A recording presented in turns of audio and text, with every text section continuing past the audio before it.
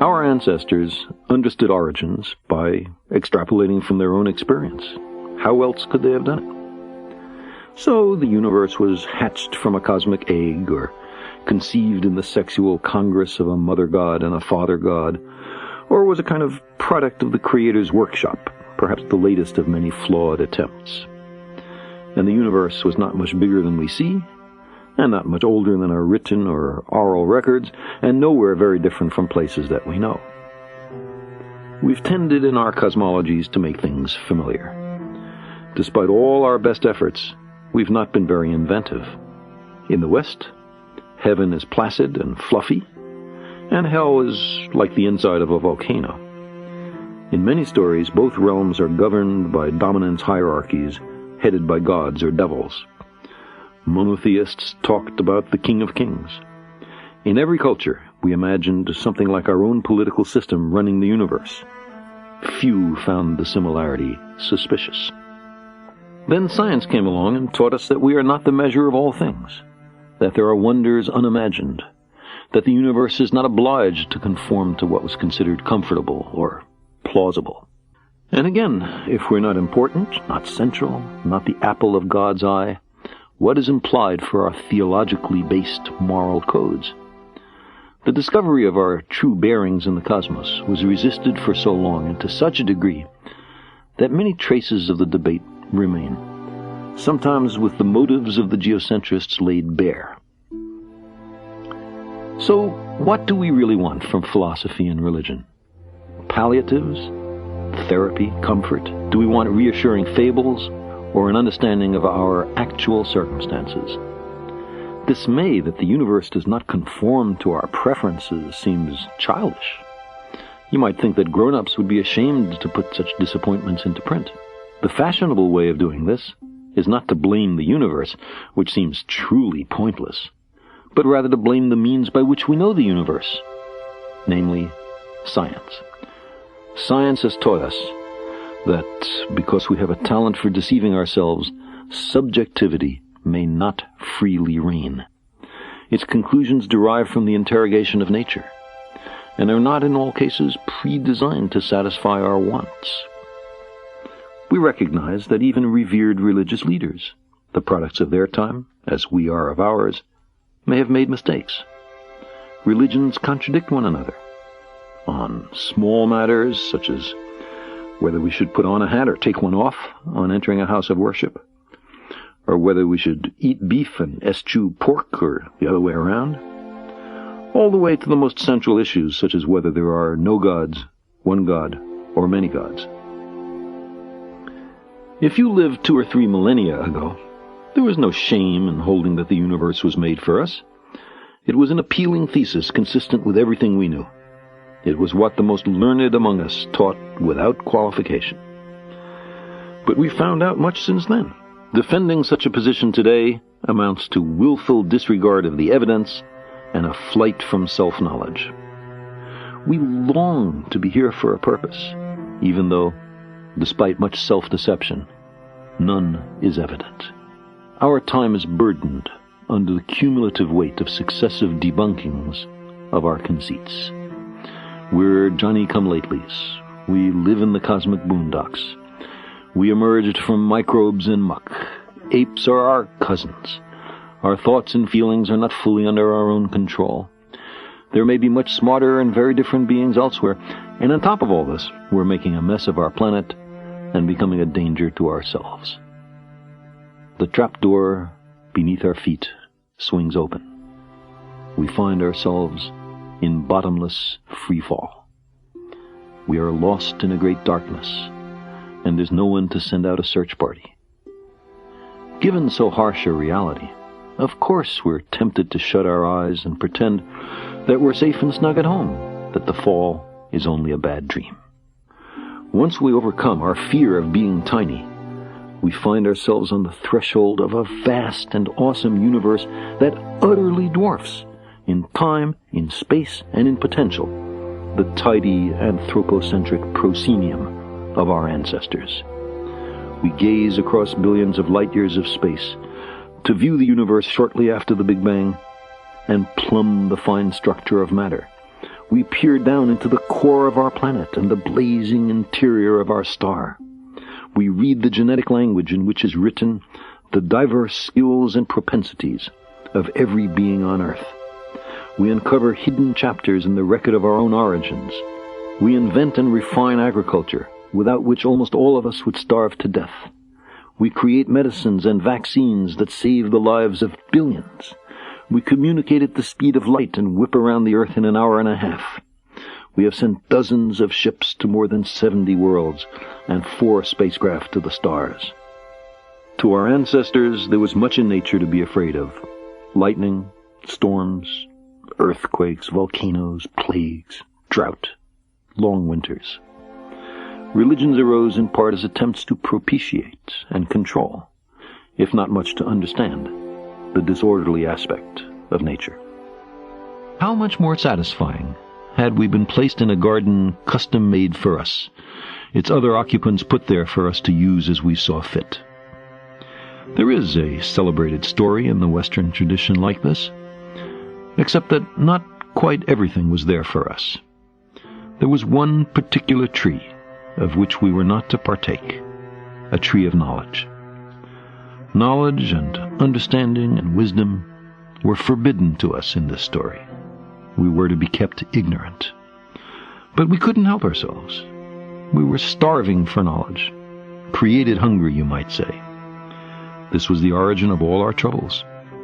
In particular, it's why we no longer live in a garden. We found out too much. So long as we were incurious and obedient, I imagine, we could console ourselves with our importance and centrality, and tell ourselves that we were the reason the universe was made. As we began to indulge our curiosity, though, to explore, to learn how the universe really is, we expelled ourselves from Eden. Angels with a flaming sword were set as sentries at the gates of paradise to bar our return.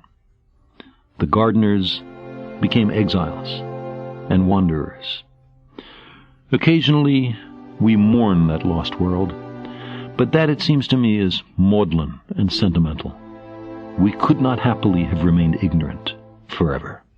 There is in this universe much of what seems to be design, but instead we repeatedly discover that natural processes, collisional selection of worlds, say, or natural selection of gene pools, or even the convection pattern in a pot of boiling water, can extract order out of chaos and deceive us into deducing purpose where there is none.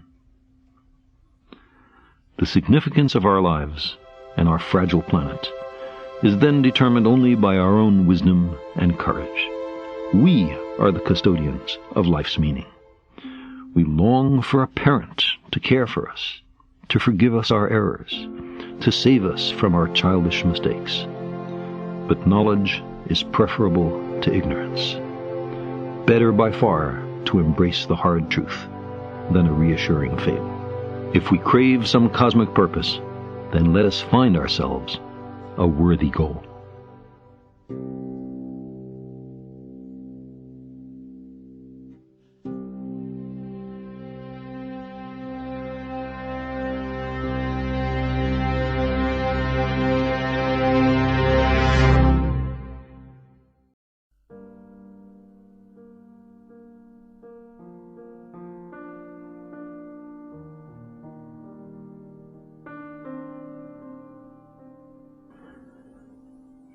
Consider again that pale blue dot we've been talking about.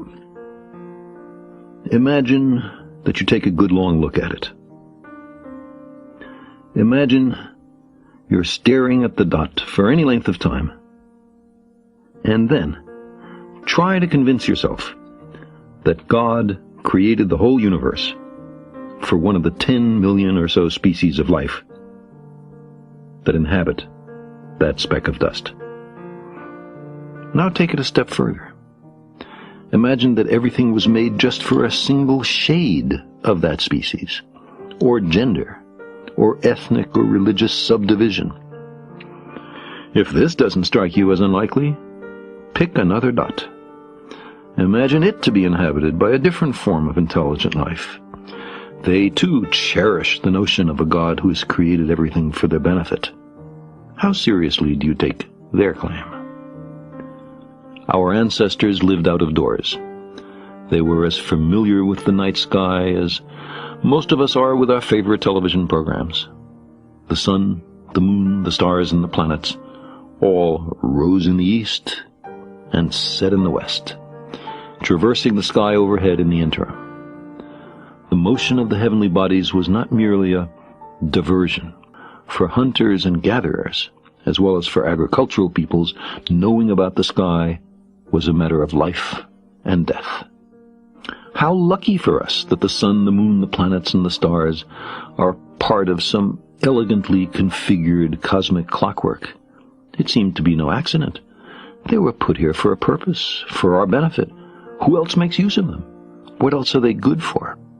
And if the lights in the sky rise and set around us, isn't it evident that we're at the center of the universe? These celestial bodies, so clearly suffused with unearthly powers, especially the sun, on which we depend for light and heat, circle us like courtiers fawning on a king.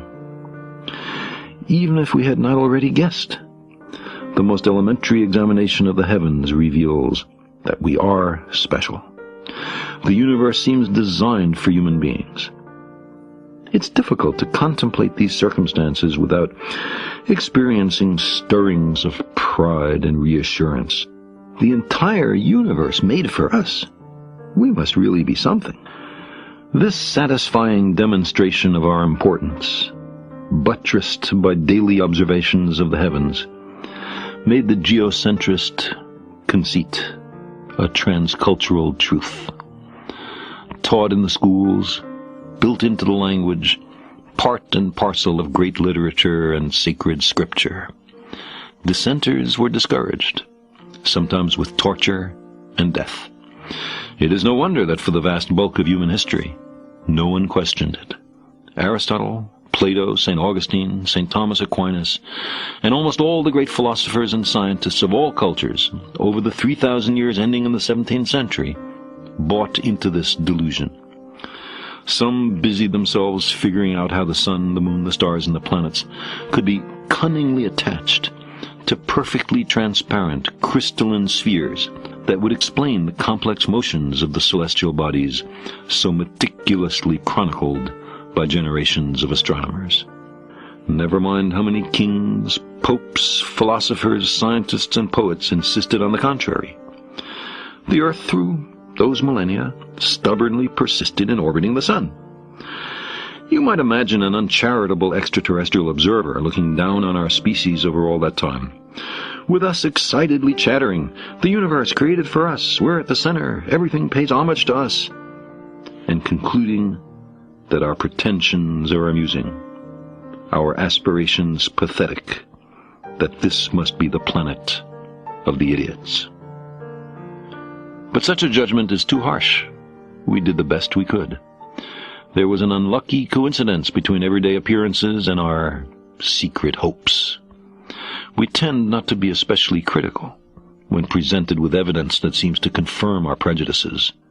Philosophy and religion cautioned that the gods, or God, were far more powerful than we, jealous of their prerogatives, and quick to mete out justice for insufferable arrogance. At the same time, these disciplines had not a clue that their own teaching of how the universe is ordered was a conceit and a delusion. Every other proposal, and their number is legion, to displace us from cosmic center stage has also been resisted, in part for similar reasons. We seem to crave privilege, merited not by our works, but by our birth, by the mere fact that, say, we're humans and born on Earth. We might call it the anthropocentric, the human-centered conceit.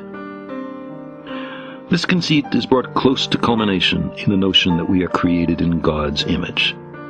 The creator and ruler of the entire universe looks just like me. My, what a coincidence. How convenient and satisfying. The 6th century BC Greek philosopher Xenophanes understood the arrogance of this perspective. Here's what he said. The Ethiopians make their gods black and snub-nosed.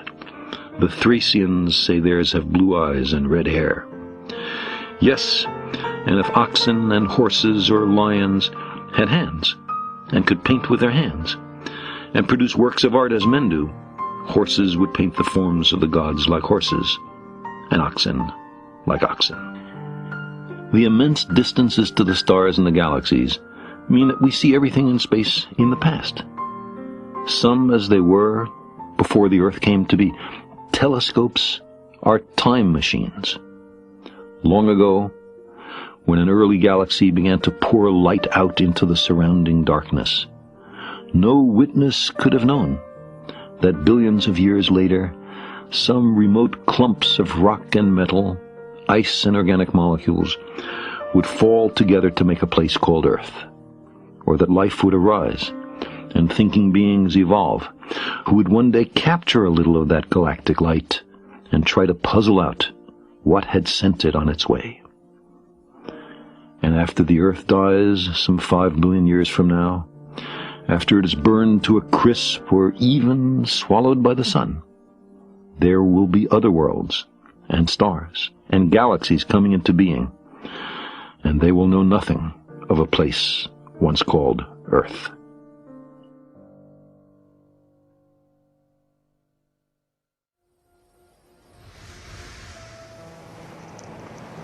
Those worlds in space are as countless as all the grains of sand on all the beaches of the Earth. Each of those worlds is as real as ours. In every one of them, there's a succession of incidents, events, occurrences, which influence its future. Countless worlds, numberless moments, an immensity of space and time. And our small planet, at this moment, here we face a critical branch point in history. What we do with our world right now will propagate down through the centuries and powerfully affect the destiny of our descendants. It is well within our power to destroy our civilization and perhaps our species as well. If we capitulate to superstition or greed or stupidity, we can plunge our world into a darkness deeper than the time between the collapse of classical civilization and the Italian Renaissance. But we are also capable of using our compassion and our intelligence, our technology and our wealth to make an abundant and meaningful life for every inhabitant of this planet, to enhance enormously our understanding of the universe and to carry us to the stars.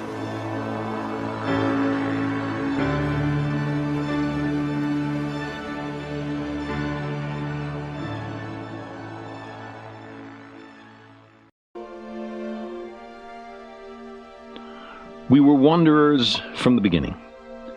We knew every stand of tree for 100 miles. When the fruits or nuts were ripe, we were there. We followed the herds in their annual migrations. We rejoiced in fresh meat. Through stealth, feint, ambush, and main force assault, a few of us cooperating accomplished what many of us, each hunting alone, could not. We depended on one another. Making it on our own was as ludicrous to imagine as was settling down. For 99.9% of the time since our species came to be, we were hunters and foragers, wanderers on the savannas and the steppes. The frontier was everywhere. We were bounded only by the earth and the ocean and the sky. In the last 10,000 years, an instant in our long history, we've abandoned the nomadic life. For all its material advantages, the sedentary life has left us edgy, unfulfilled. The open road still softly calls, like a nearly forgotten song of childhood. We invest far-off places with a certain romance. The appeal, I suspect, has been meticulously crafted by natural selection as an essential element in our survival. Long summers, mild winters, rich harvests, plentiful game. None of them lasts forever. It is beyond our powers to predict the future. Catastrophic events have a way of sneaking up on us, of catching us unaware. Your own life, or your band's, or even your species might be owed to a restless few drawn by a craving they can hardly articulate or understand, to undiscovered lands and new worlds. To the ancient Greeks and Romans, the known world comprised Europe and an attenuated Asia and Africa, all surrounded by an impassable world ocean. Travelers might encounter inferior beings called barbarians, or superior beings called gods. But there were not very many gods, at least at first, perhaps only a few dozen. They lived on mountains, under the earth, in the sea, or up there in the sky. They sent messages to people, intervened in human affairs, and interbred with us. As time passed, as the human exploratory capacity hit its stride, there were surprises. Barbarians could be fully as clever as Greeks and Romans. Africa and Asia were larger than anyone had guessed. The world ocean was not impassable. 3 new continents existed, had been settled by Asians in ages past, and the news had never reached Europe. Also, the gods were disappointingly hard to find. Since we first emerged a few million years ago in East Africa, we've meandered our way around the planet. There are now people on every continent and the remotest islands, from pole to pole, from Mount Everest to the Dead Sea, on the ocean bottoms, and even, occasionally, in residence 200 miles up. Humans, like the gods of old, living in the sky. These days, there seems to be nowhere left to explore. Victims of their very success, the explorers now pretty much stay home. Vast migrations of people, some voluntary, most not, have shaped the human condition. More of us flee from war, oppression, and famine today than at any other time in human history. As the Earth's climate changes in the coming decades, there are likely to be far greater numbers of environmental refugees. Better places will always call to us. Tides of people will continue to ebb and flow across the planet. But the lands we run to now have already been settled. Other people, often unsympathetic to our plight, are there before us. Maybe it's a little early. Maybe the time is not quite yet. But those other worlds, promising untold opportunities, beckon. In the last few decades, the United States and the former Soviet Union have accomplished something stunning and historic: the close-up examination of all those points of light, from Mercury to Saturn, that moved our ancestors to wonder and to science. Since the advent of successful interplanetary flight in 1962, our machines have flown by, or orbited, or landed on more than 70 new worlds. We have wandered among the wanderers.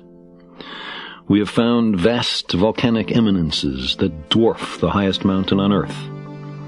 Ancient river valleys on 2 planets, enigmatically one too cold and the other too hot for running water. A giant planet with an interior of liquid metallic hydrogen into which 1,000 Earths would fit, whole moons that have melted. A cloud-covered place with an atmosphere of corrosive acids, where even the high plateaus are above the melting point of lead.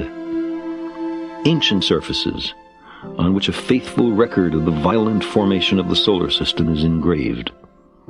Refugee ice worlds from the trans-Plutonian depths. Exquisitely patterned ring systems marking the subtle harmonies of gravity.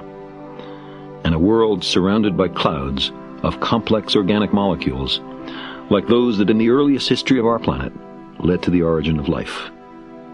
Silently, they orbit the sun, waiting. We have uncovered wonders undreamt by our ancestors who first speculated on the nature of those wandering lights in the night sky. We have probed the origins of our planet and ourselves by discovering what else is possible, by coming face to face with alternative fates of worlds more or less like our own. We have begun to better understand the Earth. Every one of those worlds is lovely and instructive. But so far as we know, they are also, every one of them, desolate and barren. Out there are no better places. So far, at least. During the Viking robotic missions, beginning in July 1976, in a certain sense, I spent a year on Mars. I examined the boulders and sand dunes, the sky red even at high noon, the ancient river valleys, the soaring volcanic mountains, the fierce wind erosion, the laminated polar terrain, the two dark potato-shaped moons. But there was no life, not a cricket or a blade of grass, or even, so far as we can tell for sure, a microbe. Life is a comparative rarity. You can survey dozens of worlds and find that in only one of them does life arise and evolve and persist. Neptune lies 1,000,000 times further from Earth than New York City is from the banks of the river Bug. But there are no distant relatives, no humans, and apparently no life waiting for us on those other worlds. No letters conveyed by recent emigres help us to understand the new land. Only digital data transmitted at the speed of light by unfeeling, precise robot emissaries. They tell us that these new worlds are not much like home, but we continue to search for inhabitants. We can't help it. Life looks for life. No one on Earth, not the richest among us, can afford the passage. So we can't pick up and leave for Mars or Titan on a whim, or because we're bored or out of work or drafted into the army or oppressed, or because justly or unjustly we've been accused of a crime. There does not seem to be sufficient short-term profit to motivate private industry. If we humans ever go to those worlds, then it will be because a nation or a consortium of them believes it to be to its advantage, or to the advantage of the human species. Just now, there are a great many matters that are pressing in on us that compete for the money it takes to send people to other worlds. Should we solve those problems first, or are they a reason for going? Even if the call of the open road is muted in our time, a central element of the human future lies far beyond the Earth.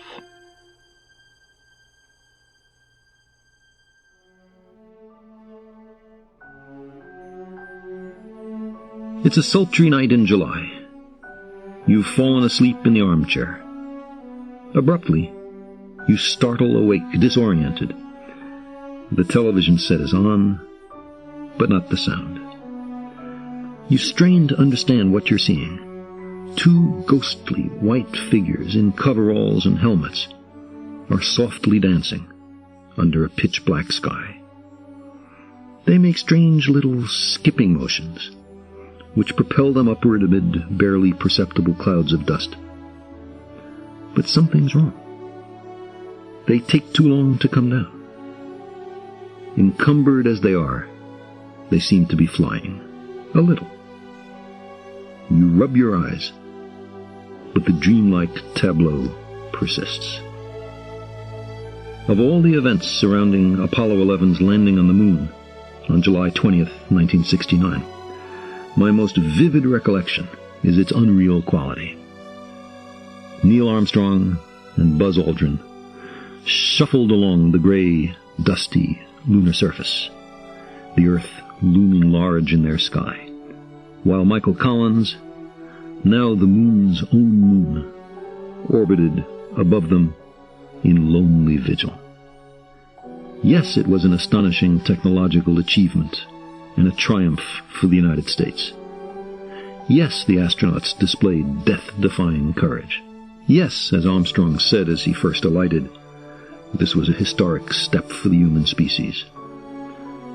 But if you turned off the byplay between Mission Control and the Sea of Tranquility and stared into that black and white television monitor, you could glimpse that we humans had entered the realm of myth and legend.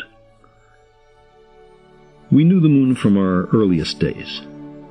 It was there when our ancestors descended from the trees into the savannas, when we learned to walk upright, when we first devised stone tools, when we domesticated fire, when we invented agriculture and built cities and set out to subdue the earth.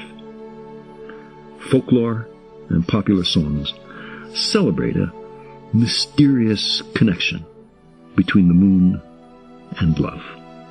Its waxing and waning, from crescent to full to crescent to new, was widely understood as a celestial metaphor of death and rebirth. Walking on the moon would have seemed a screwball idea. It made more sense to imagine somehow climbing up into the sky on a ladder or on the back of a giant bird, grabbing the moon and bringing it down to Earth. Nobody ever succeeded, although there were myths aplenty about heroes who had tried. Not until a few centuries ago did the idea of the moon as a place, 250,000 miles away, gain wide currency.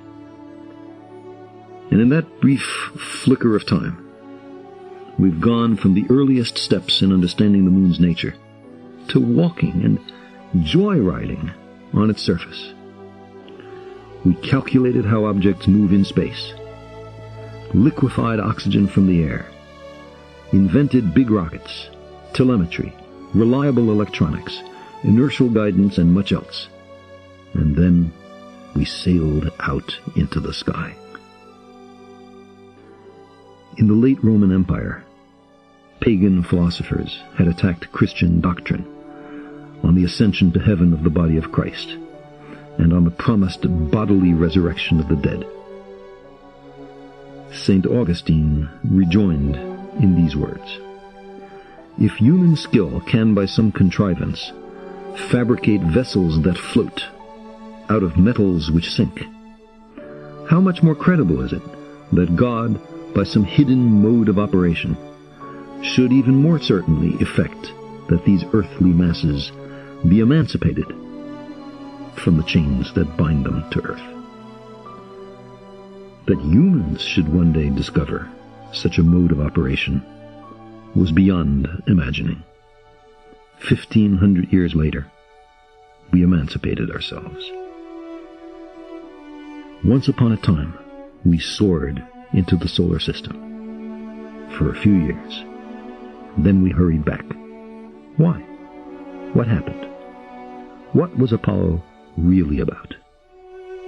The scope and audacity of John Kennedy's May 25, 1961 message to a joint session of Congress on urgent national needs, it dazzled me. We would use rockets not yet designed and alloys not yet conceived, navigation and docking schemes not yet devised, in order to send a man to an unknown world, a world not yet explored, not even in a preliminary way, not even by robots.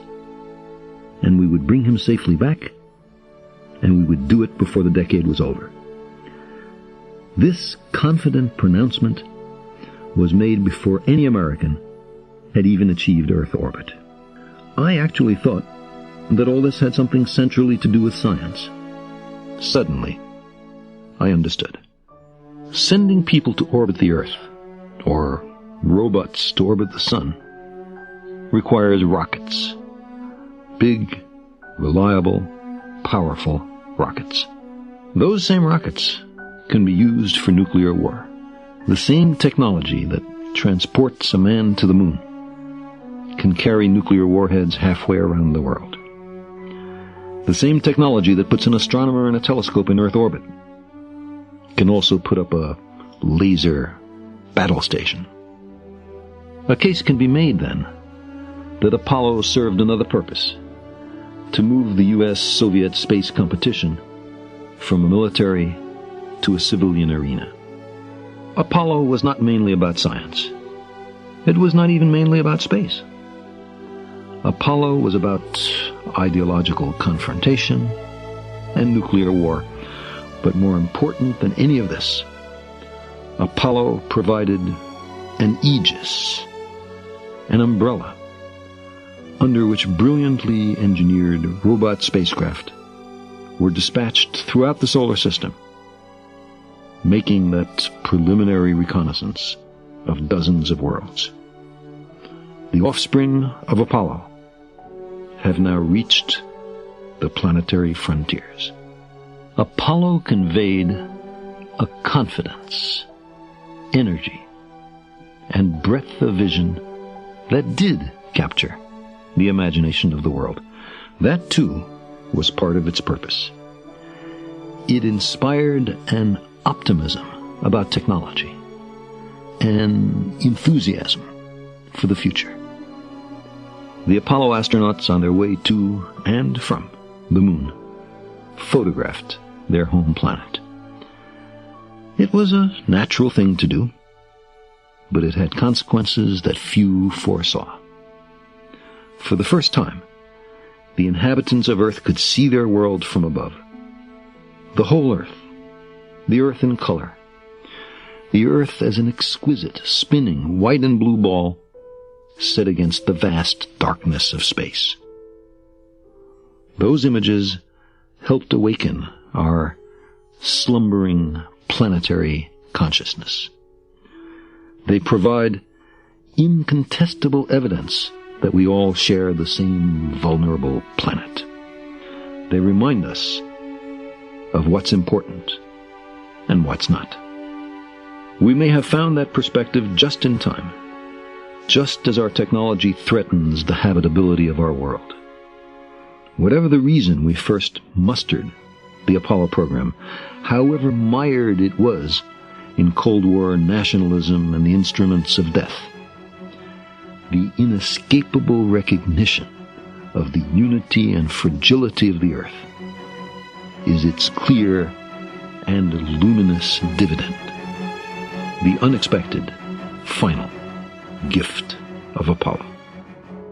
What began in deadly competition has helped us to see that global cooperation is the essential precondition for our survival.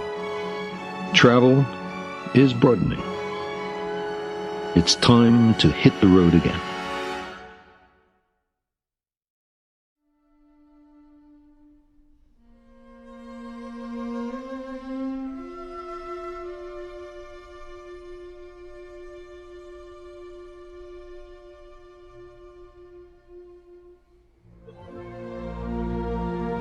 The sky calls to us. If we do not destroy ourselves, we will one day venture to the stars. There was a time when the stars seemed an impenetrable mystery. Today, we have begun to understand them.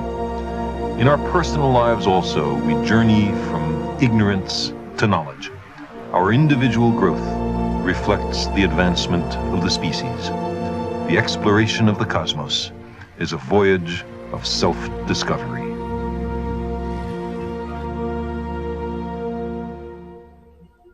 Every one of us begins life with an open mind, a driving curiosity, a sense of wonder. Sometimes I think how lucky we are to live in this time, the first moment in human history when we are, in fact, visiting other worlds and engaging in a deep reconnaissance of the cosmos. But if we had been born in a much earlier age, no matter how great our dedication, we could not have understood what the stars and planets are. We would not have known that there were other suns and other worlds.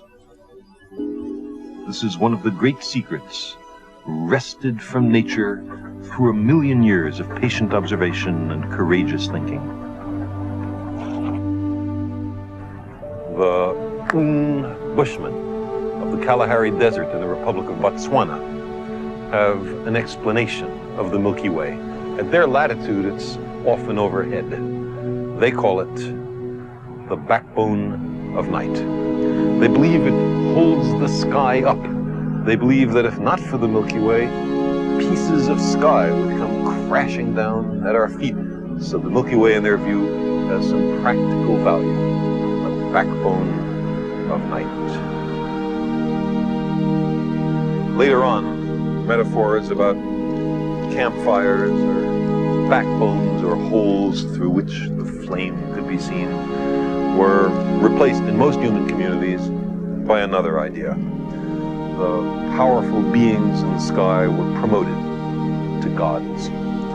They were given names and relatives and special responsibilities for the cosmic services they were expected to perform. There was a god for every human concern. Gods ran nature. Nothing happened without the direct intervention of some god. If the gods were happy, there was plenty of food, and humans were happy. But if something displeased the gods, and it didn't take much, the consequences were awesome. Droughts, floods, storms, wars, earthquakes, volcanic eruptions, epidemics. The gods had to be propitiated, and a vast industry of priests arose to make the gods less angry. But because the gods were capricious, you couldn't be sure what they would do. Nature was a mystery. It was hard to understand the world.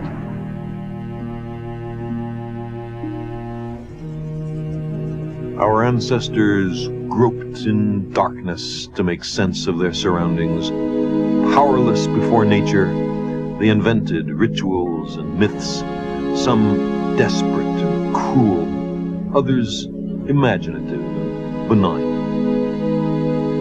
The ancient Greeks explained that diffuse band of brightness in the night sky as the milk of the goddess Hera, squirted from her breast across the heavens. We still call it the Milky Way. What do you do when you're faced with several different gods, each claiming the same territory?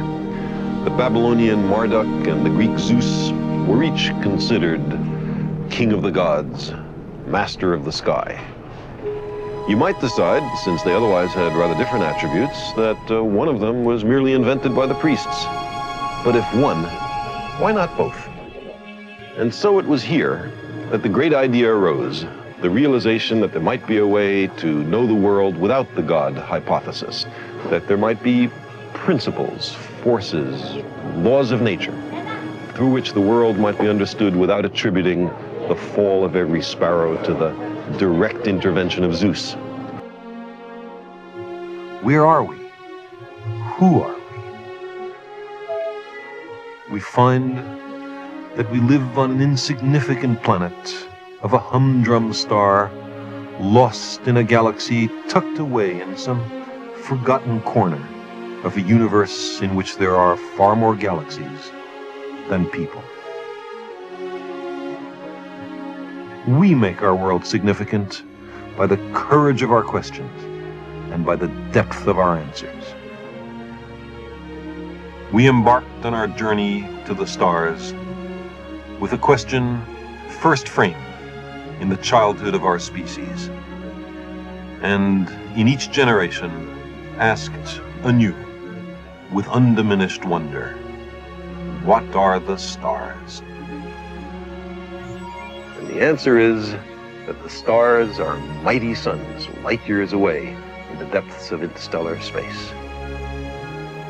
And around those suns are there other planets? And on those other worlds, are there beings who wonder as we do? Think of how many stars and planets and kinds of life there may be in this vast and awesome universe. Exploration is in our nature. We began as wanderers, and we are wanderers still.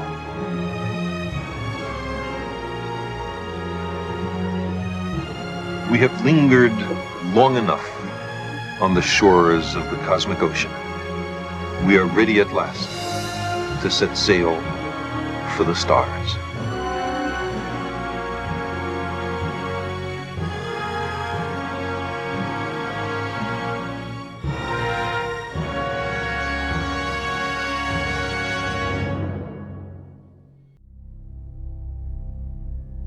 There is one experience that every human shares, of every language and culture, the experience of birth.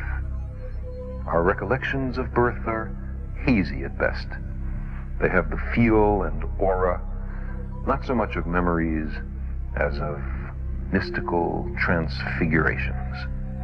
It would be astonishing if this profound early experience did not influence our myths and religions, our philosophy, and our science. The birth of a child evokes the mystery of other origins, the beginnings and ends of worlds, infinity and eternity. How did the universe arise? What was around before that? Might there have been no beginning? Could the universe be infinitely old? The current scientific story of the origin of the universe begins with an explosion which made space itself expand. About 15 billion years ago, all the matter and energy that today make up the observable universe were concentrated into a space smaller than the head of a pin. The cosmos blew apart in one inconceivably colossal explosion, the Big Bang. And the stuff of the universe, together with the fabric of space itself, began expanding in all directions as they do today. The early cosmos was everywhere white hot, but as time passed, the radiation expanded and cooled, and in ordinary visible light, space became dark as it is today. But then little pockets of gas began to grow. Tendrils of gossamer clouds formed, colonies of great, lumbering, slowly spinning things, steadily brightening, each a kind of beast composed of 100 billion shining points. The largest recognizable structures in the universe had formed. We see them today. We ourselves inhabit some lost corner of one. We call them the galaxies. We inhabit a universe of galaxies. There are unstructured blobs, the irregular galaxies, globular or elliptical galaxies, and the graceful blue arms of spiral galaxies. We've been investigating the galaxies, their origins, evolution, and motions for less than a century. These studies extend our understanding to the farthest reaches of the universe. We view the cosmos on the grandest of scales. The majesty of the galaxies is revealed by science. The galaxies reveal a universal order, beauty, but also violence on a scale never before imagined. The universe seems neither benign nor hostile, merely indifferent to the concerns of such creatures as we.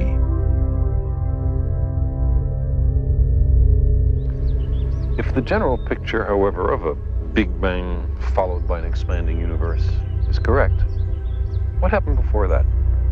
Was the universe devoid of all matter and then the matter suddenly somehow created? How did that happen?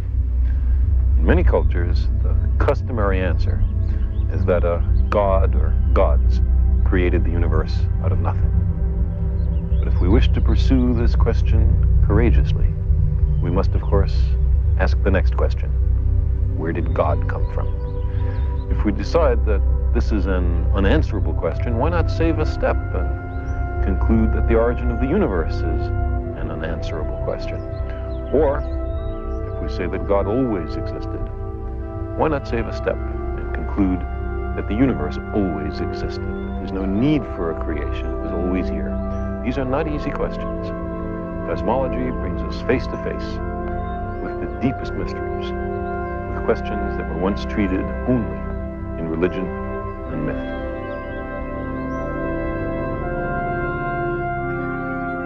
Every human generation has asked about the origin and fate of the cosmos.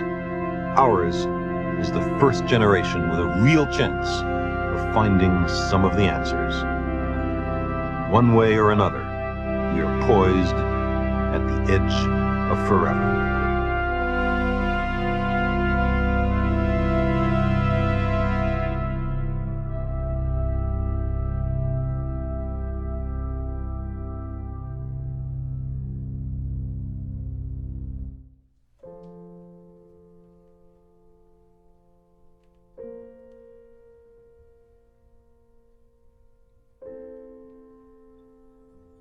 In the 17th century, there was still some hope that even if the Earth was not the center of the universe, it might be the only world. After millennia of philosophical debate, the issue was settled decisively in favor of what was called the plurality of worlds. They might be profoundly different from our planet. None of them might be as congenial for life. But the Earth was hardly the only one. This was the next in the series of great demotions. Downlifting experiences, demonstrations of our apparent insignificance, wounds that science has delivered to human pride. Well, some hoped, even if the Earth isn't at the center of the universe, the Sun is. The Sun is our sun. So the Earth is approximately at the center of the universe. But by the 19th century, observational astronomy had made it clear that the Sun is but one lonely star in a great self-gravitating assemblage of suns called the Milky Way galaxy. Far from being at the center of the galaxy, our sun, with its entourage of dim and tiny planets, lies in an undistinguished sector of an obscure spiral arm. We are 30,000 light-years from the center. Well, our Milky Way is the only galaxy. The Milky Way galaxy is in fact one of billions, perhaps hundreds of billions, of galaxies notable neither in mass, nor in brightness, nor in how its stars are configured and arrayed. Some modern deep sky photographs show more galaxies beyond the Milky Way than stars within the Milky Way. Every one of them is an island universe containing perhaps 100 billion suns. Such an image is a profound sermon on humility. Well then, at least our galaxy is at the center of the universe. Nope, this is wrong too. When the expansion of the universe was first discovered, many people naturally gravitated to the notion that the Milky Way was at the center of the expansion, and all the other galaxies running away from us. We now recognize that astronomers on any galaxy would see all the others running away from them. Unless they were very careful, they would all conclude that they were at the center of the universe. There is, in fact, no center to the expansion, no point of origin of the Big Bang. Well, even if there are hundreds of billions of galaxies, each with hundreds of billions of stars, no other star has planets. If there are no other planets beyond our solar system, perhaps there's no other life in the universe. Our uniqueness might then be saved. Today, we have firm evidence for at least 3 planets orbiting an extremely dense star, and we found for more than half the stars with masses like the Sun's that early in their careers they're surrounded by great disks of gas and dust, out of which planets seem to form. Other planetary systems now look to be a cosmic commonplace, maybe even world something like the Earth. Well, if our position in space doesn't reveal our special role, our position in time does. We've been in the universe since the beginning, give or take a few days. We've been given special responsibilities by the Creator. The radioactive dating of rocks, the abundance of impact craters on many worlds, the evolution of the stars, and the expansion of the universe each provides compelling and independent evidence that our universe is many billions of years old. Despite the confident assertions of revered theologians that a world so old directly contradicts the Word of God, and that at any rate information on the antiquity of the world is inaccessible except to faith. These lines of evidence as well would have to be manufactured by a deceptive and malicious deity, unless the world is much older than the literalists in the Judeo-Christian Islamic religion suppose. Ages rolled by before the earth began. More ages will run their course before it is destroyed. A distinction needs to be drawn between how old the earth is and how old the universe is. The immense interval of time between the origin of the universe and our epoch was 2/3 over before the earth came to be. Some stars and planetary systems are billions of years younger, others billions of years older. But in Genesis chapter 1, verse 1, the universe and the earth are created on the same day. As for humans, we're latecomers. We appear in the last instant of cosmic time. The history of the universe till now was 99.998% over before our species arrived on the scene. In that vast sweep of eons, we could not have assumed any special responsibilities for our planet, or life, or anything else. We were not here. Our common sense intuitions can be mistaken. Our preferences don't count. We do not live in a privileged reference frame. Well, even if our position, our epoch, our motion, and our world are not unique, maybe we are. We're different from the other animals. We're specially created. The particular devotion of the creator of the universe is evident in us. This position was passionately defended on religious and other grounds. But in the middle 19th century, Charles Darwin showed convincingly how one species can evolve into another by entirely natural processes, which come down to the heartless business of nature saving the heredities that work and rejecting those that don't. Man, in his arrogance, thinks himself a great work, worthy of the interposition of a deity. More humble, and I think truer, to consider him created from animals. The profound and intimate connections of humans with the other life forms on Earth has been compellingly demonstrated in the late 20th century by the new science of molecular biology. Well, even if we're closely related to some of the other animals, we're different, not just in degree but in kind, on what really matters: reasoning, self-consciousness, tool-making, ethics, altruism, religion, language, nobility of character. Human uniqueness has been exaggerated, sometimes grossly so. Chimps reason, are self-conscious, make tools, show devotion, and so on. Chimps and humans have 99.6% of their active genes in common. Okay, maybe we're not much. Maybe we're humiliatingly related to apes, but at least we're the best there is. God and angels aside, we're the only intelligent beings in the universe. But the simple fact is that we have not yet found extraterrestrial life. We're in the earliest stages of looking. The question is wide open.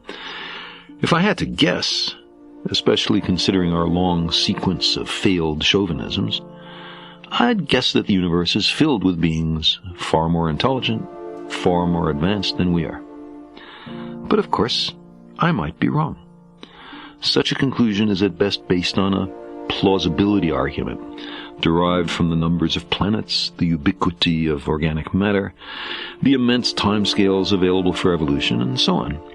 It's not a scientific demonstration. The question is among the most fascinating in all of science. We are just developing the tools to treat it seriously. What about the related matter of whether we are capable of creating intelligences smarter than ourselves?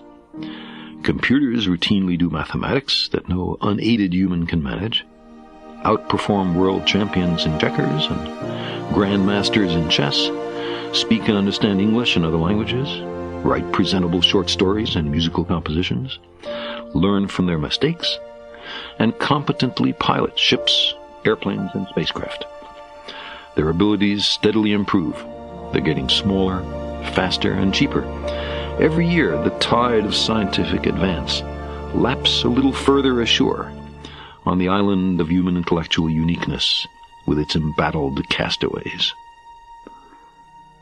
The long-standing view, as summarized by the philosopher Immanuel Kant, that without man, the whole of creation would be a mere wilderness, a thing in vain, and have no final end, is revealed to be self-indulgent folly. A principle of mediocrity seems to apply to all our circumstances. We would not have known beforehand that the evidence would be so repeatedly and thoroughly incompatible with the proposition that human beings are at center stage in the universe. But most of the debates have now been settled decisively in favor of a position that, however painful, can be encapsulated in a single sentence. We have not been given the lead in the cosmic drama. Perhaps someone else has. Perhaps no one else has. In either case, we have good reason for humility.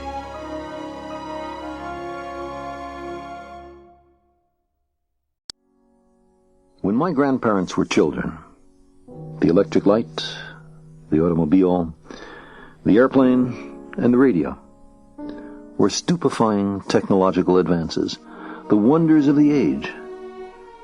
But in that same time, around the turn of the last century, there were two men who foresaw other, far more ambitious inventions: Konstantin Tsiolkovsky and Robert Goddard.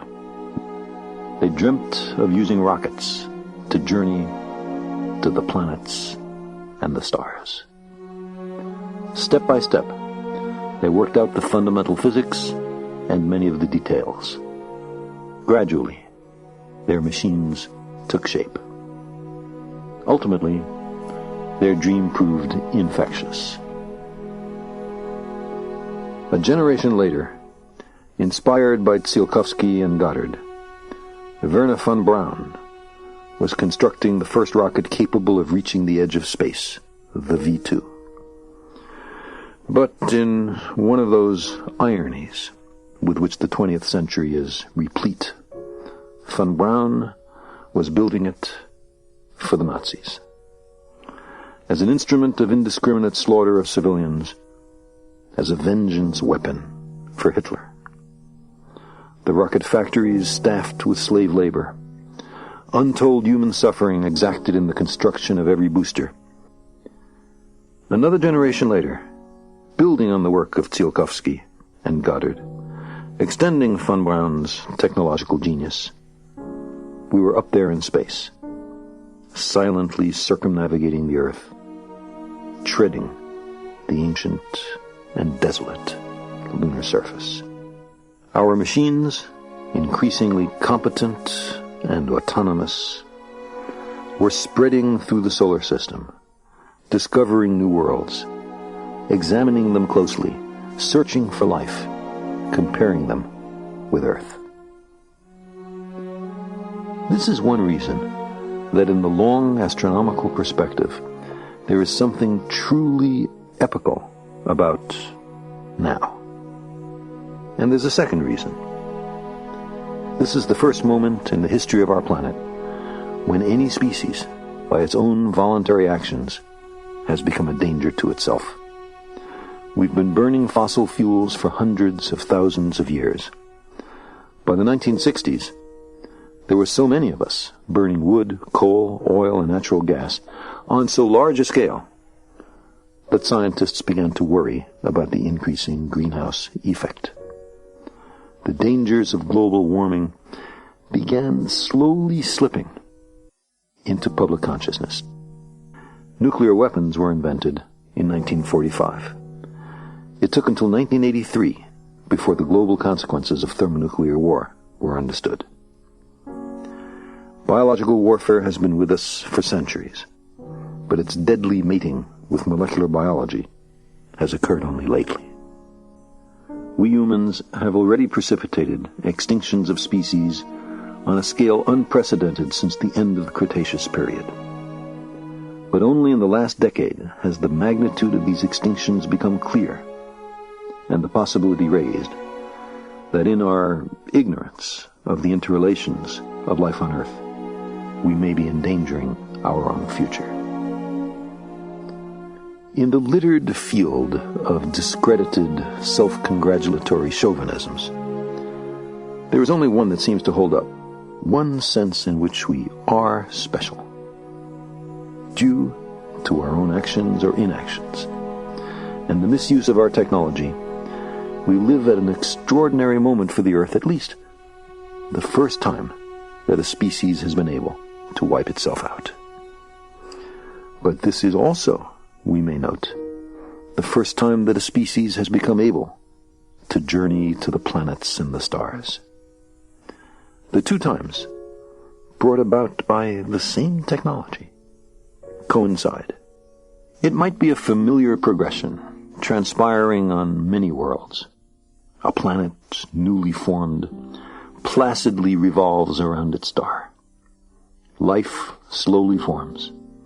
A kaleidoscopic procession of creatures evolves. Intelligence emerges, which, at least up to a point, confers enormous survival value. And then, technology is invented.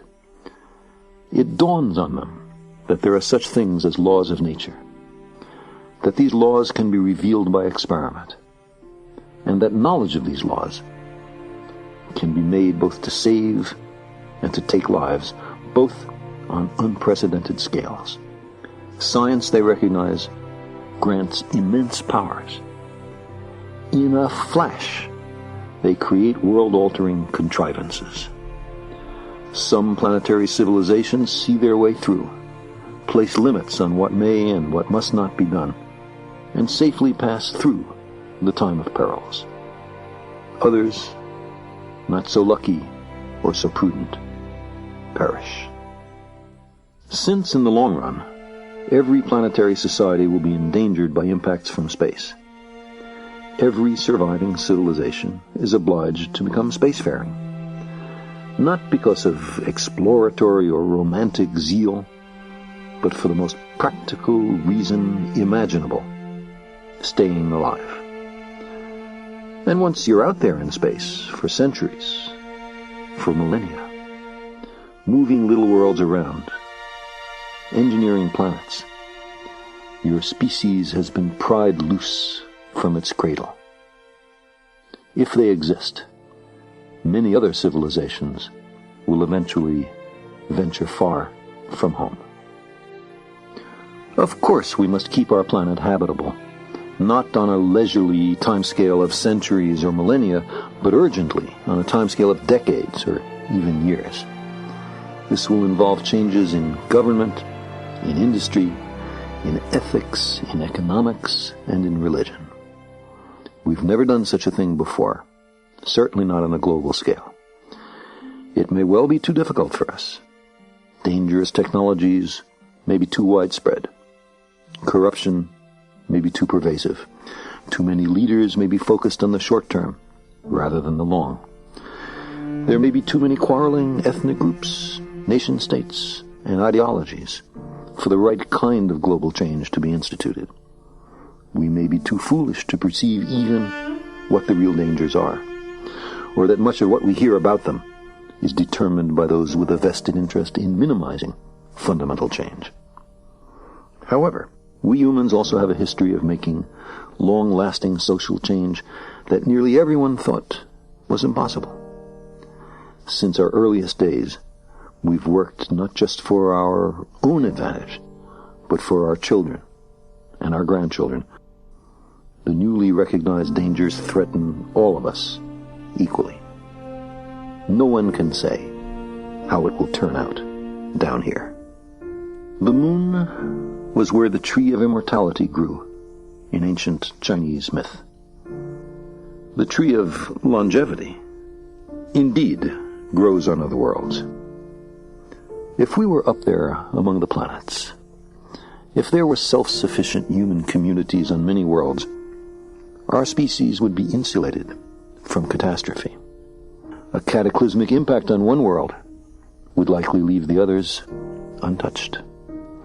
The more of us beyond the Earth, the greater the diversity of worlds we inhabit, the more varied the planetary engineering, the greater the range of societal standards and values, then the safer the human species will be. This strategy, breaking up into many smaller, self-propagating groups, each with somewhat different strengths and concerns, but all marked by local pride, has been widely employed in the evolution of life on Earth, and by our own ancestors in particular. It may in fact be key to understanding why we humans are the way we are. If our long-term survival is at stake, we have a basic responsibility to our species to venture to other worlds. Sailors on a becalmed sea, we sense the stirring of a breeze.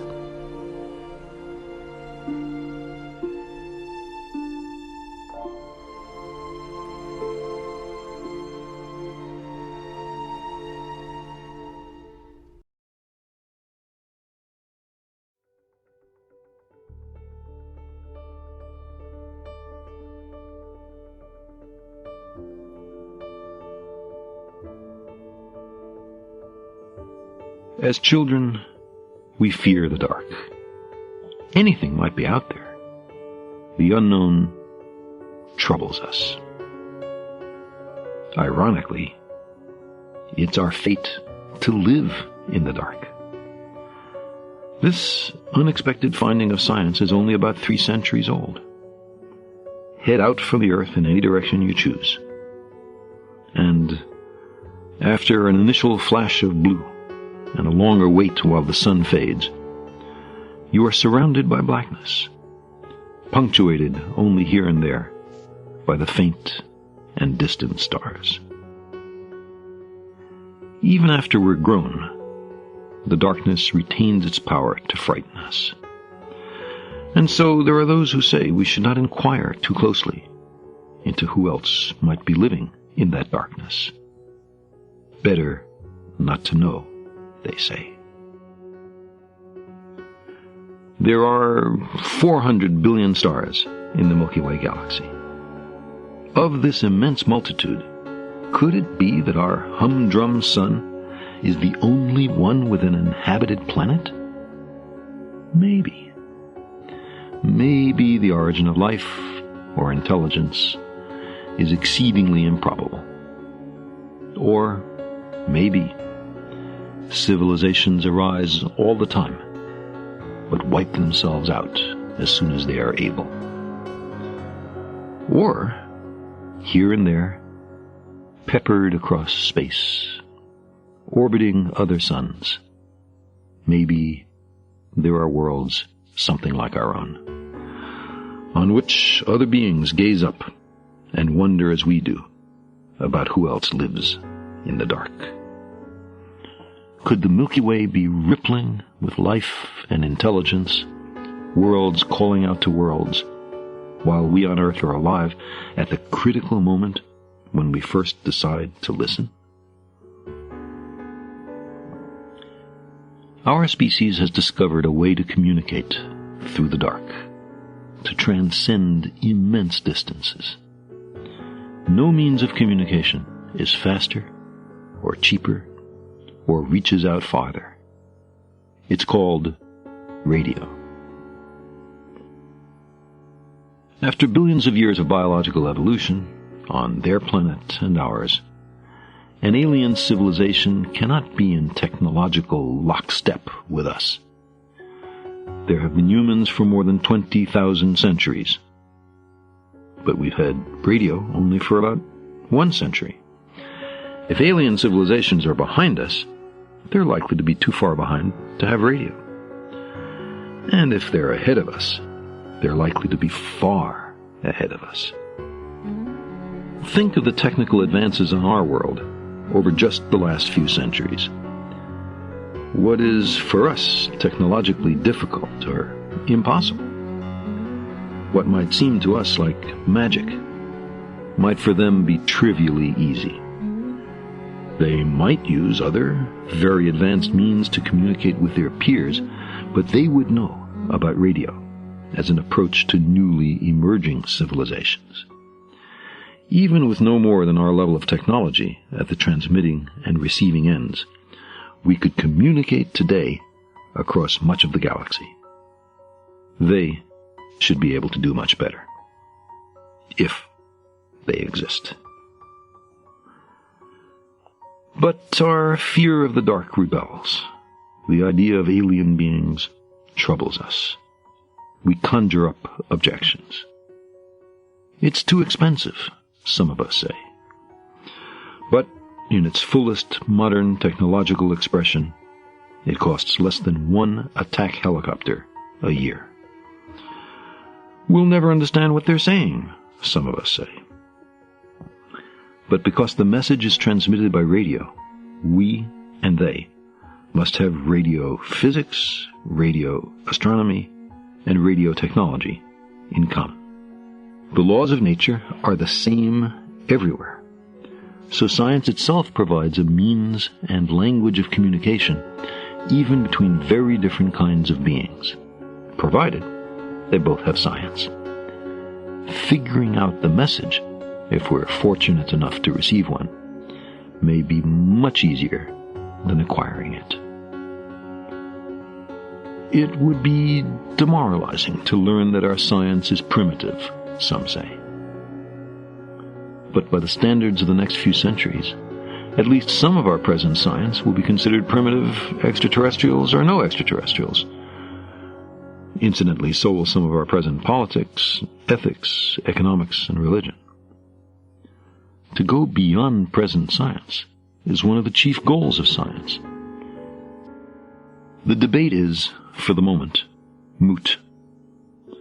We are now on an unprecedented scale, listening for radio signals from possible other civilizations in the depths of space. Alive today is the first generation of scientists to interrogate the darkness. Conceivably, it might also be the last generation before contact is made.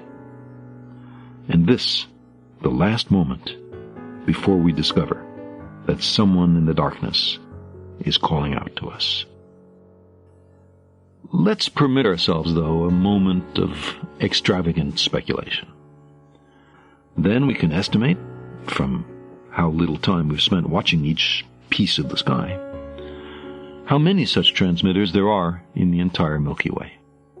The answer is something approaching 1 million. If randomly strewn through space, the nearest of them would be a few hundred light years away. Too far for them to have picked up our own TV or radar signals yet. They would not know, for another few centuries, that a technical civilization had emerged on Earth. The galaxy would be pulsing with life and intelligence, but unless they're busily exploring huge numbers of obscure star systems, they'd be wholly oblivious of what's been happening down here lately. A few centuries from now, after they do hear from us, things might get very interesting. Elsewhere, there may be engineering on a scale that dwarfs our proudest achievements. Imagine the energy crisis of a really advanced planetary civilization. They've used up all their fuels, they depend on solar power. But their growth is still severely limited by the energy available. An enormous amount of energy is generated by the local star, but most of the star's light doesn't fall on their planet. So perhaps they would build a shell to surround their star and harvest every photon of sunlight. Such beings, such civilizations, would bear little resemblance to anything we know.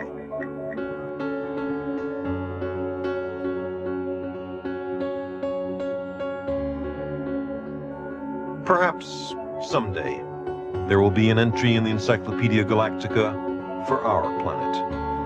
Or perhaps even now there exists somewhere a planetary dossier garnered from our television broadcasts or from some discreet survey mission. They might summon up the index of blue worlds in our province of the Milky Way until they came to the listing for Earth. What would they know about us? what would they think of us? We have always watched the stars and mused about whether there are other beings who think and wonder. In a cosmic setting, vast and old beyond ordinary human understanding, we are a little lonely. In the deepest sense, the search for extraterrestrial intelligence is a search for who we are.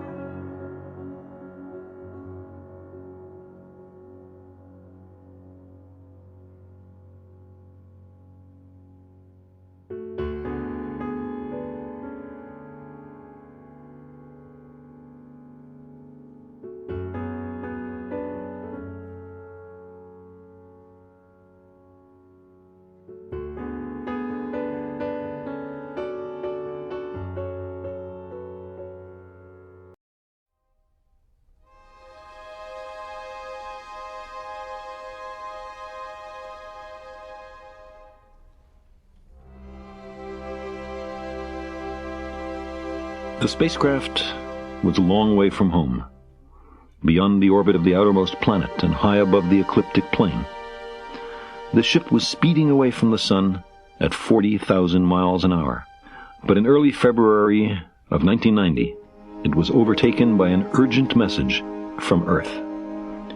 Obediently, it turned its cameras back toward the now distant planets, slewing its scan platform from one spot in the sky to another. It snapped 60 pictures and stored them in digital form on its tape recorder. Then slowly, in March, April, and May, it radioed the data back to Earth. The spacecraft was 3.7 billion miles away from Earth, so far away that it took each pixel 5.5 hours, traveling at the speed of light, to reach us. The two Voyager robots have explored 4 planets and nearly 60 moons. They are triumphs of human engineering and one of the glories of the American space program. They will be in the history books when much else about our time is forgotten. The Voyagers were guaranteed to work only until the Saturn encounter. I thought it might be a good idea, just after Saturn, to have them take one last glance homeward. From Saturn, I knew the Earth would appear too small for Voyager to make out any detail. Our planet would be just a point of light, a lonely pixel, hardly distinguishable from the many other points of light Voyager would see, nearby planets, far-off suns. But precisely because of the obscurity of our world thus revealed, such a picture might be worth having. Mariners had painstakingly mapped the coastlines of the continents. Geographers had translated these findings into charts and globes. Photographs of tiny patches of the Earth had been obtained first by balloons and aircraft, then by rockets in brief ballistic flight, and at last by orbiting spacecraft, giving a perspective like the one you achieve by positioning your eyeball about an inch above a large globe. While almost everyone is taught that the Earth is a sphere, with all of us somehow glued to it by gravity, the reality of our circumstance did not really begin to sink in until the famous frame-filling Apollo photograph of the whole Earth, the one taken by the Apollo 17 astronauts on the last journey of humans to the moon. It has become a kind of icon of our age. You can make out the blue of the ocean, the yellow-red of the Sahara and the Arabian Desert, the brown-green of forest and grassland. And yet, there is no sign of humans in this picture. Not our reworking of the Earth's surface, not our machines, not ourselves. We are too small, and our statecraft is too feeble to be seen by a spacecraft between the Earth and the Moon. From this vantage point, our obsession with nationalism is nowhere in evidence. The Apollo pictures of the whole Earth conveyed to multitudes something well known to astronomers. On the scale of worlds, to say nothing of stars or galaxies, humans are inconsequential, a thin film of life on an obscure and solitary lump of rock and metal. It seemed to me that another picture of the Earth, this one taken from 100,000 times farther away, might help in the continuing process of revealing to ourselves our true circumstance and condition. It had been well understood by the scientists and philosophers of classical antiquity that the Earth was a mere point in a vast, encompassing cosmos. But no one had ever seen it as such. Here was our first chance, and perhaps also our last, for decades to come. At last, the time came. A mosaic of squares laid down on top of the planets, and a background smattering of more distant stars. We were able to photograph not only the Earth, but also 5 other of the Sun's 9 known planets. This is how the planets would look to an alien spaceship approaching the solar system after a long interstellar voyage. From this distance, the planets seem only points of light, smeared or unsmeared, even through the high-resolution telescope aboard Voyager. They are like the planets seen with the naked eye from the surface of the Earth, luminous dots, brighter than most of the stars. You cannot tell merely by looking at one of these dots what it's like, what's on it, what its past has been, and whether, in this particular epoch, anyone lives there. Because of the reflection of sunlight off the spacecraft, the Earth seems to be sitting in a beam of light, as if there was some special significance to this small world. But it's just an accident of geometry and optics. The sun emits its radiation equitably in all directions. Had the picture been taken a little earlier or a little later, there would have been no sunbeam highlighting the Earth. And why that cerulean color? We can explain the wan blueness of this little world because we know it well. Whether an alien scientist newly arrived at the outskirts of our solar system could reliably deduce oceans and clouds in a thickish atmosphere is less certain. From this distant vantage point, the Earth might not seem of any particular interest. But for us, it's different. Consider again that dot. That's here. That's home. That's us. On it, everyone you love, everyone you know, everyone you ever heard of, every human being who ever was, lived out their lives.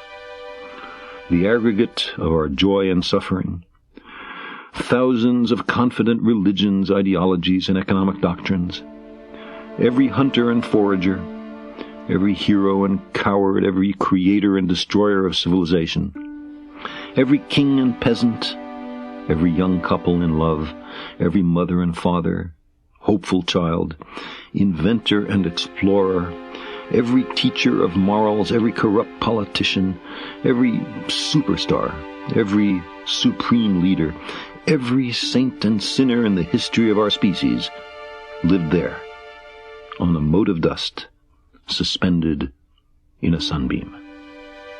The Earth is a very small stage in a vast cosmic arena.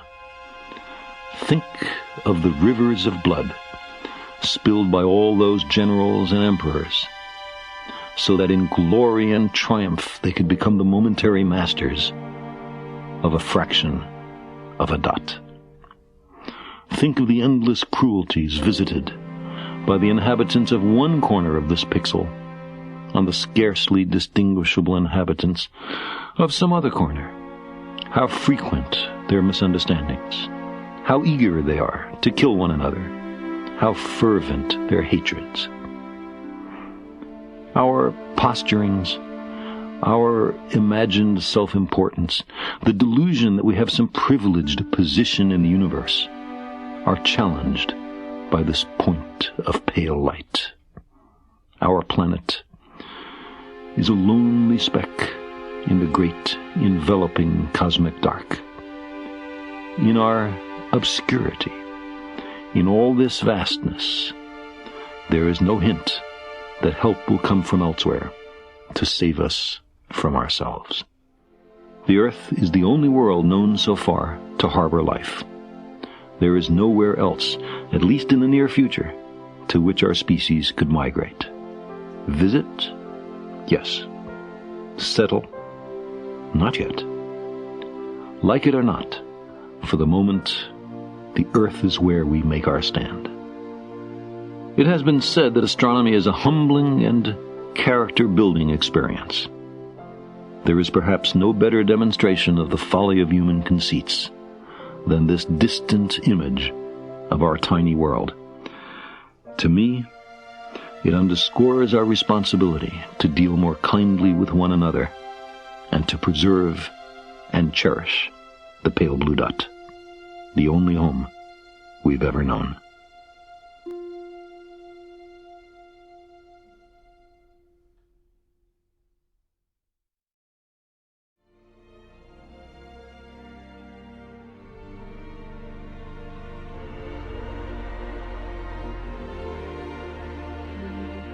We have considered the destruction of worlds and the end of civilizations. But there is another perspective by which to measure human endeavors. Let me tell you a story about the beginning. Some 15 billion years ago, our universe began with the mightiest explosion of all time. The universe expanded, cooled, and darkened. Energy condensed into matter, mostly hydrogen atoms. These atoms accumulated into vast clouds, rushing away from each other, that would one day become the galaxies. Within these galaxies, the first generation of stars was born, kindling the energy hidden in matter, flooding the cosmos with light. Hydrogen atoms had made suns and starlight.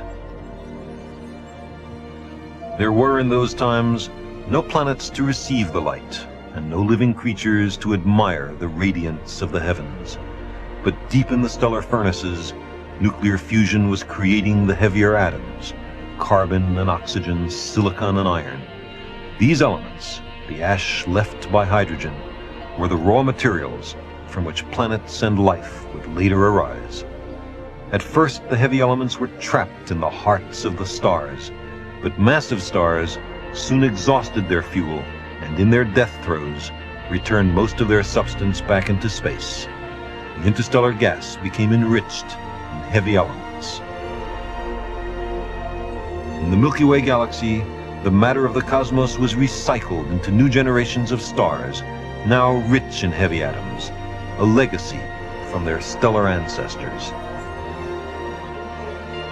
And in the cold of interstellar space, great turbulent clouds were gathered by gravity and stirred by starlight. In their depths, the heavy atoms condensed into grains of rocky dust and ice and complex carbon-based molecules. In accordance with the laws of physics and chemistry, hydrogen atoms had brought forth the stuff of life. In other clouds, more massive aggregates of gas and dust formed later generations of stars. As new stars were formed, tiny condensations of matter accreted near them, inconspicuous motes of rock and metal, ice and gas that would become the planets. And on these worlds, as in interstellar clouds, organic molecules formed, made of atoms that had been cooked inside the stars. In the tide pools and oceans of many worlds, molecules were destroyed by sunlight and assembled by chemistry. One day, among these natural experiments, a molecule arose that quite by accident was able to make crude copies of itself. As time passed, self-replication became more accurate. Those molecules that copied better produced more copies. Natural selection was underway. Elaborate molecular machines had evolved. Slowly, imperceptibly, life had begun. Collectives of organic molecules evolved into one-celled organisms. These produced multi-celled colonies. Their various parts became specialized organs. Some colonies attached themselves to the sea floor. Others swam freely. Eyes evolved, and now the cosmos could see. Living things moved on to colonize the land. The reptiles held sway for a time, but they gave way to small, warm-blooded creatures with bigger brains who developed dexterity and curiosity about their environment. They learned to use tools and fire and language. Star stuff, the ash of stellar alchemy, had emerged into consciousness. We are a way for the cosmos to know itself. We are creatures of the cosmos and have always hungered to know our origins, to understand our connection with the universe. How did everything come to be? Every culture on the planet has devised its own response to the riddle posed by the universe. Every culture celebrates the cycles of life and nature. There are many different ways of being human. But an extraterrestrial visitor, examining the differences among human societies, would find those differences trivial compared to the similarities. We are one species. We are star stuff, harvesting starlight. Our lives, our past and our future, are tied to the sun, the moon, and the stars. Our ancestors knew that their survival depended on understanding the heavens. They built observatories and computers to predict the changing of the seasons by the motions in the skies.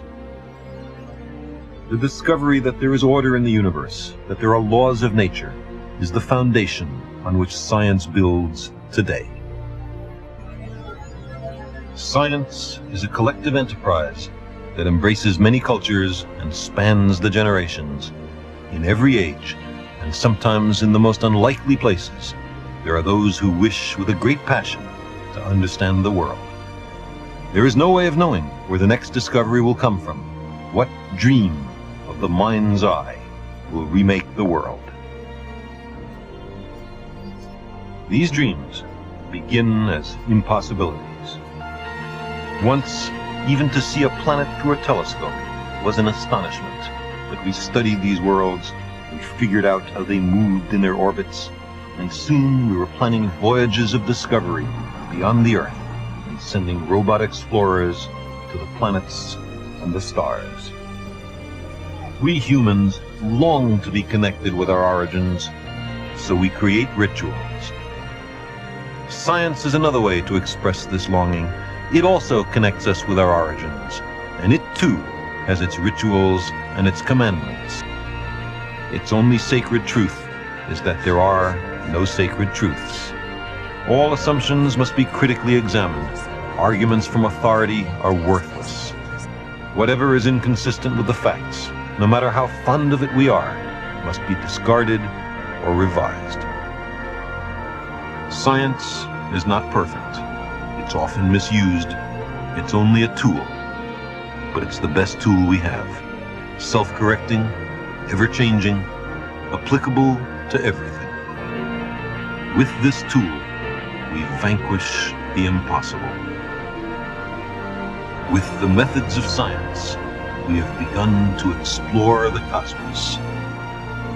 For the first time, scientific discoveries are widely accessible. Our machines, the products of our science, are now beyond the orbit of Saturn. A preliminary spacecraft reconnaissance has been made of 20 new worlds. We have learned to value careful observations, to respect the facts even when they are disquieting, when they seem to contradict conventional wisdom. We humans have seen the atoms which constitute all of matter, and the forces that sculpt this world and others. We have found that the molecules of life are easily formed under conditions common throughout the cosmos. We have mapped the molecular machines at the heart of life. We have discovered a microcosm in a drop of water. We have peered into the bloodstream and down on our stormy planet to see the Earth as a single organism. We have found volcanoes on other worlds and explosions on the sun, studied comets from the depths of space, traced their origins and destinies, listened to pulsars and searched for other civilizations.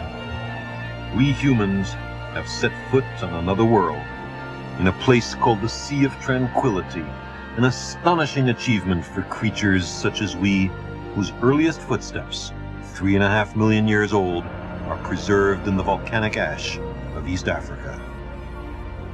These are some of the things that hydrogen atoms do, given 15 billion years of cosmic evolution. It has the sound of epic myth, but it's simply a description of the evolution of the cosmos as revealed by science in our time. And we who embody the local eyes and ears and thoughts and feelings of the cosmos, we've begun at last to wonder about our origins, star stuff, contemplating the stars, organized collections of 10 billion atoms, contemplating the evolution of matter, tracing that long path by which it arrived at consciousness here on the planet Earth and perhaps throughout the cosmos. Our loyalties are to the species and the planet. We speak for Earth. Our obligation to survive and flourish is owed not just to ourselves, but also to that cosmos, ancient and vast, from which we spring.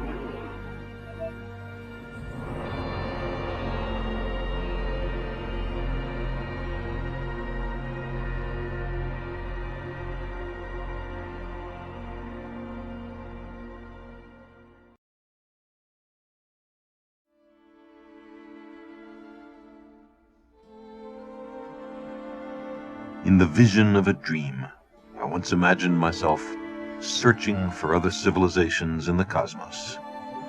Among 100 billion galaxies and 1 billion trillion stars, life and intelligence should have arisen on many worlds. Some worlds are barren and desolate. On them, life never began, or may have been extinguished in some cosmic catastrophe. There may be worlds rich in life, but not yet evolved to intelligence and high technology. There may be civilizations that achieve technology and then promptly use it to destroy themselves. And perhaps there are also beings who learn to live with their technology and themselves, beings who endure and become citizens of the cosmos. Immersed in these thoughts, I found myself approaching a world that was clearly inhabited, a world I had visited before. I saw a planet encompassed by light and recognized the signature of intelligence. But suddenly, darkness, total and absolute. Their world society had failed. They had made the ultimate mistake. I felt a longing to return to Earth. The television transmissions of Earth rushed past me, expanding away from our planet at the speed of light. There can be no whitewash at the White House. A series of record oil company profits were revealed today.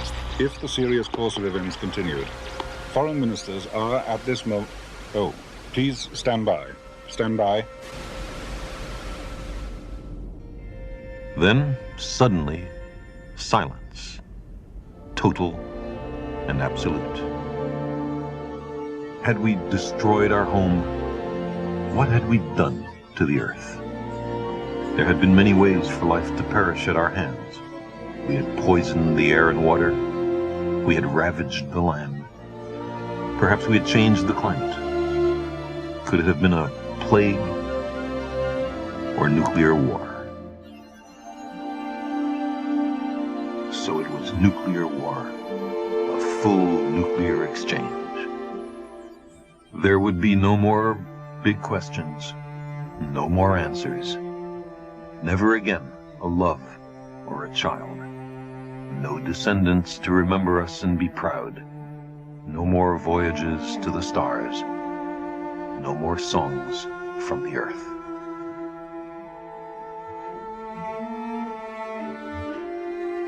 I saw East Africa and thought a few million years ago we humans took our first steps there.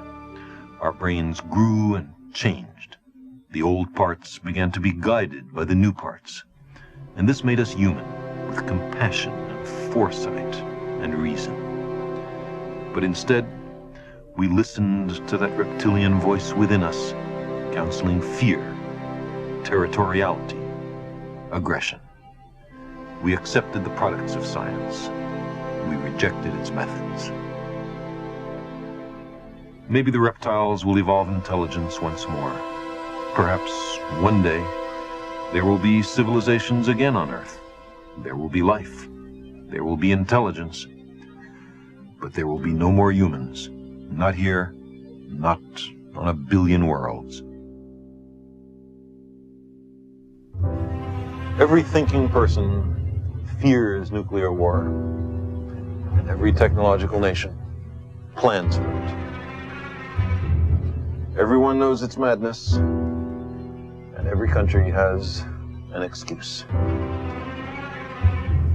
The conventional bombs of World War II were called blockbusters. Filled with 20 tons of TNT, they could destroy a city block. All the bombs dropped on all the cities of World War II amounted to some 2 million tons of TNT, 2 megatons. Coventry and Rotterdam, Dresden and Tokyo, all the death that rained from the skies between 1939 and 1945. 100,000 blockbusters, 2 megatons. Today, 2 megatons is the equivalent of a single thermonuclear bomb, one bomb with the destructive force of the Second World War. But there are tens of thousands of nuclear weapons. No place on the planet is safe. The energy contained in these weapons, genies of death patiently awaiting the rubbing of the lamps, totals far more than 10,000 megatons, but with the destruction concentrated efficiently, not over 6 years, but over a few hours. A blockbuster for every family on the planet. A World War II every second for the length of a lazy afternoon.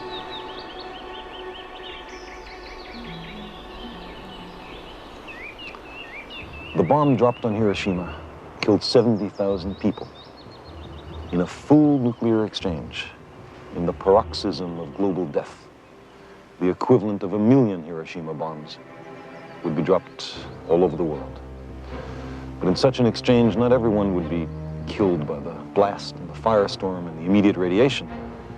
There would be other agonies, the loss of loved ones, the legions of the burned and blinded and mutilated, the absence of medical care, disease, plague, long-lived radiation, poisoning the soil and the water, the threat of tumors and stillbirths and malformed children, and the hopeless sense of a civilization destroyed for nothing, the knowledge that we could have prevented it and did not.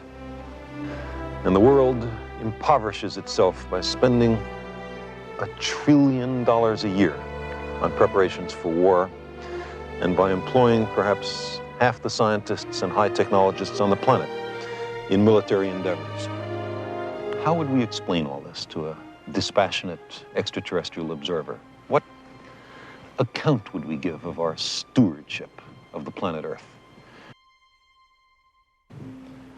From an extraterrestrial perspective, our global civilization is clearly on the edge of failure in the most important task it faces, preserving the lives and well-being of its citizens and the future habitability of the planet. But if we're willing to live with the growing likelihood of nuclear war, shouldn't we also be willing to explore vigorously every possible means to prevent nuclear war? Shouldn't we consider in every nation major changes in the traditional ways of doing things, a fundamental restructuring of economic, political, social, and religious institutions?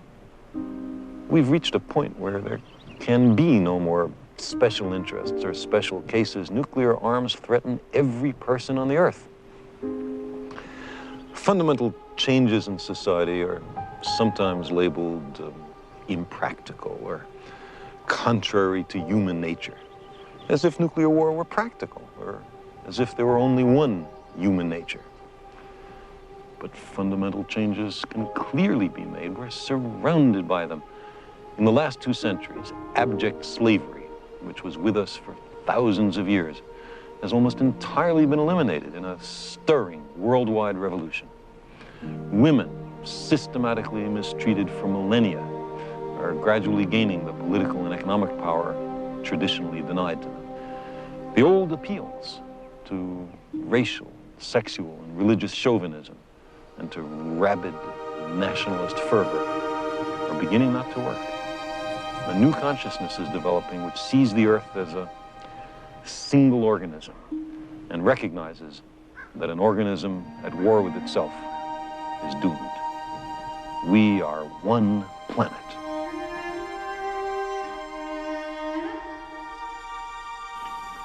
We who cannot even put our own planetary home in order, riven with rivalries and hatreds, are we to venture out into space? By the time we're ready to settle even the nearest other planetary systems, we will have changed.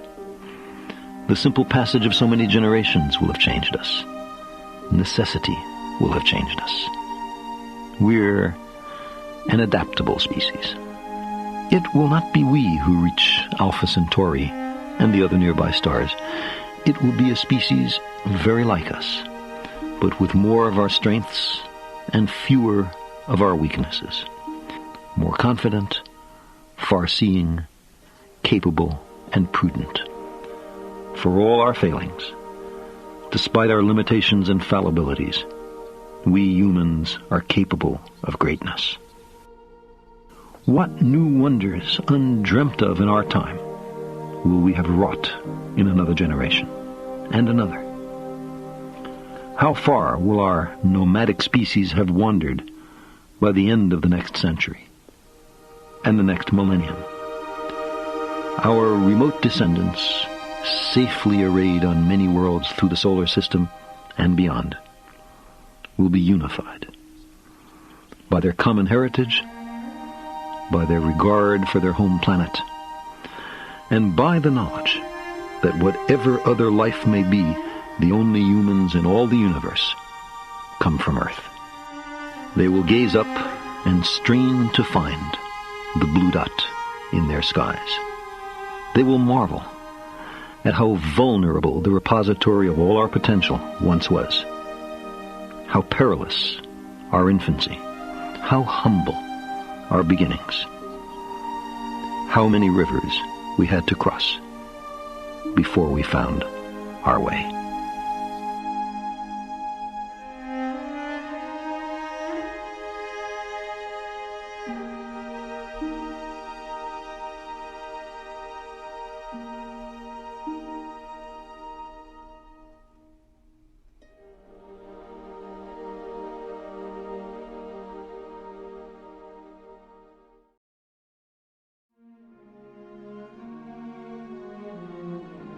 If I could travel back into time, this is the place I would visit. The Library of Alexandria at its height 2,000 years ago.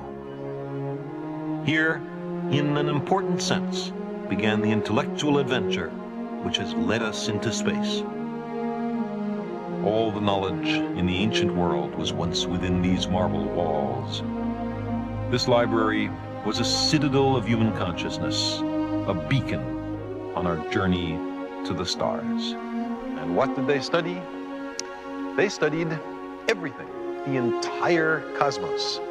But the treasure of the library, consecrated to the god Serapis, built in the city of Alexander, was its collection of books.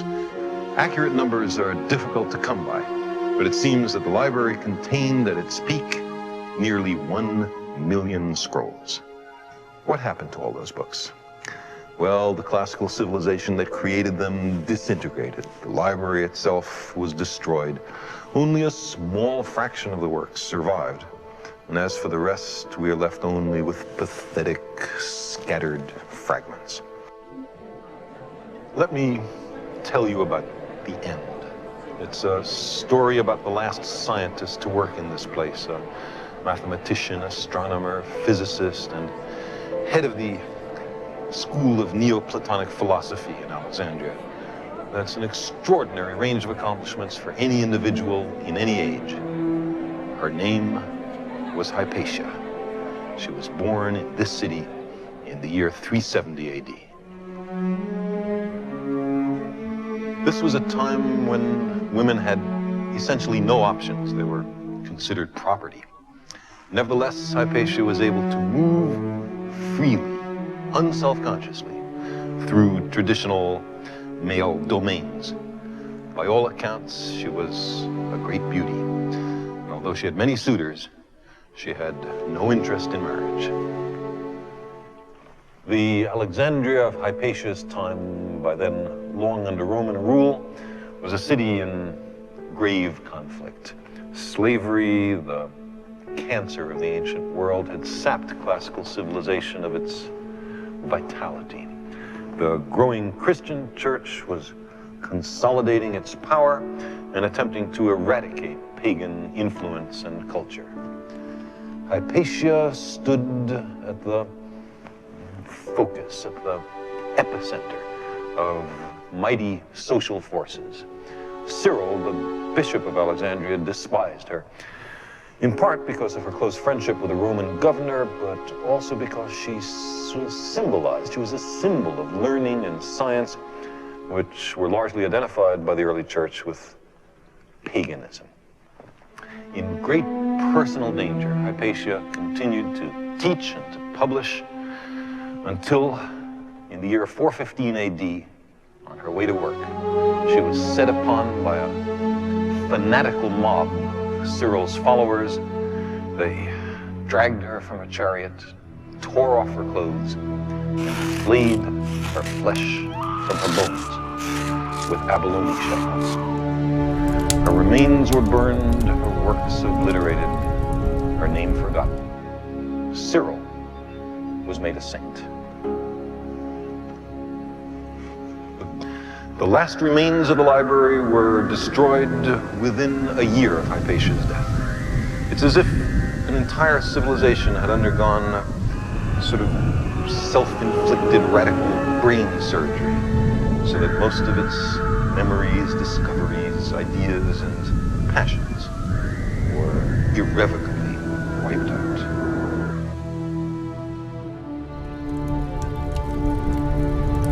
History is full of people who, out of fear or ignorance or the lust for power, have destroyed treasures of immeasurable value, which truly belong to all of us. We must not let it happen again. We were, at long last, beginning to find our true bearings in the cosmos. The scientists of antiquity took the first and most important steps in that direction before their civilization fell apart. But after the Dark Ages, it was by and large the rediscovery of the works of these scholars, done here, that made the Renaissance possible and thereby powerfully influenced our own culture. When in the 15th century Europe was at last ready to awaken from its long sleep, it picked up some of the tools, the books, and the concepts laid down here more than 1,000 years before.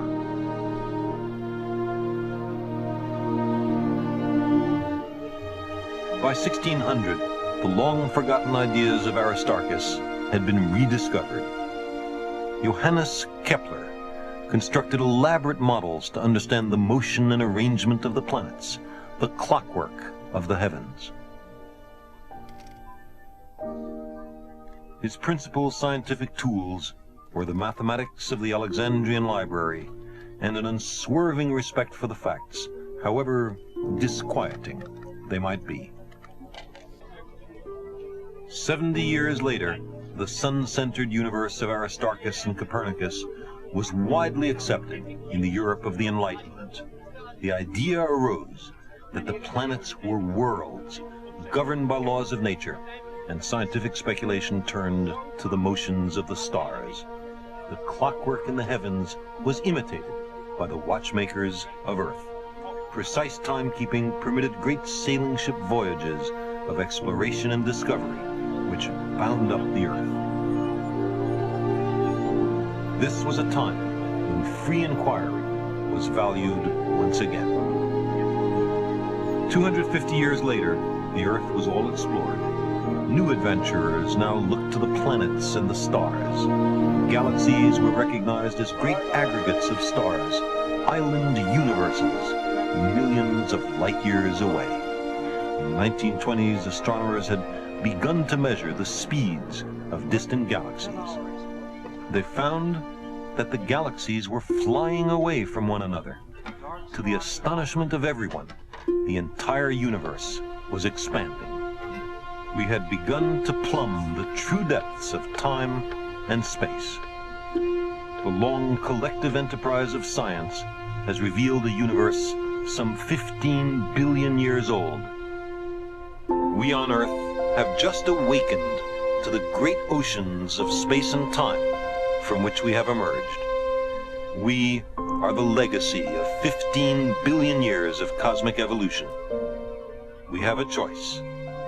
We can enhance life and come to know the universe that made us, or we can squander our 15 billion year heritage in meaningless self-destruction.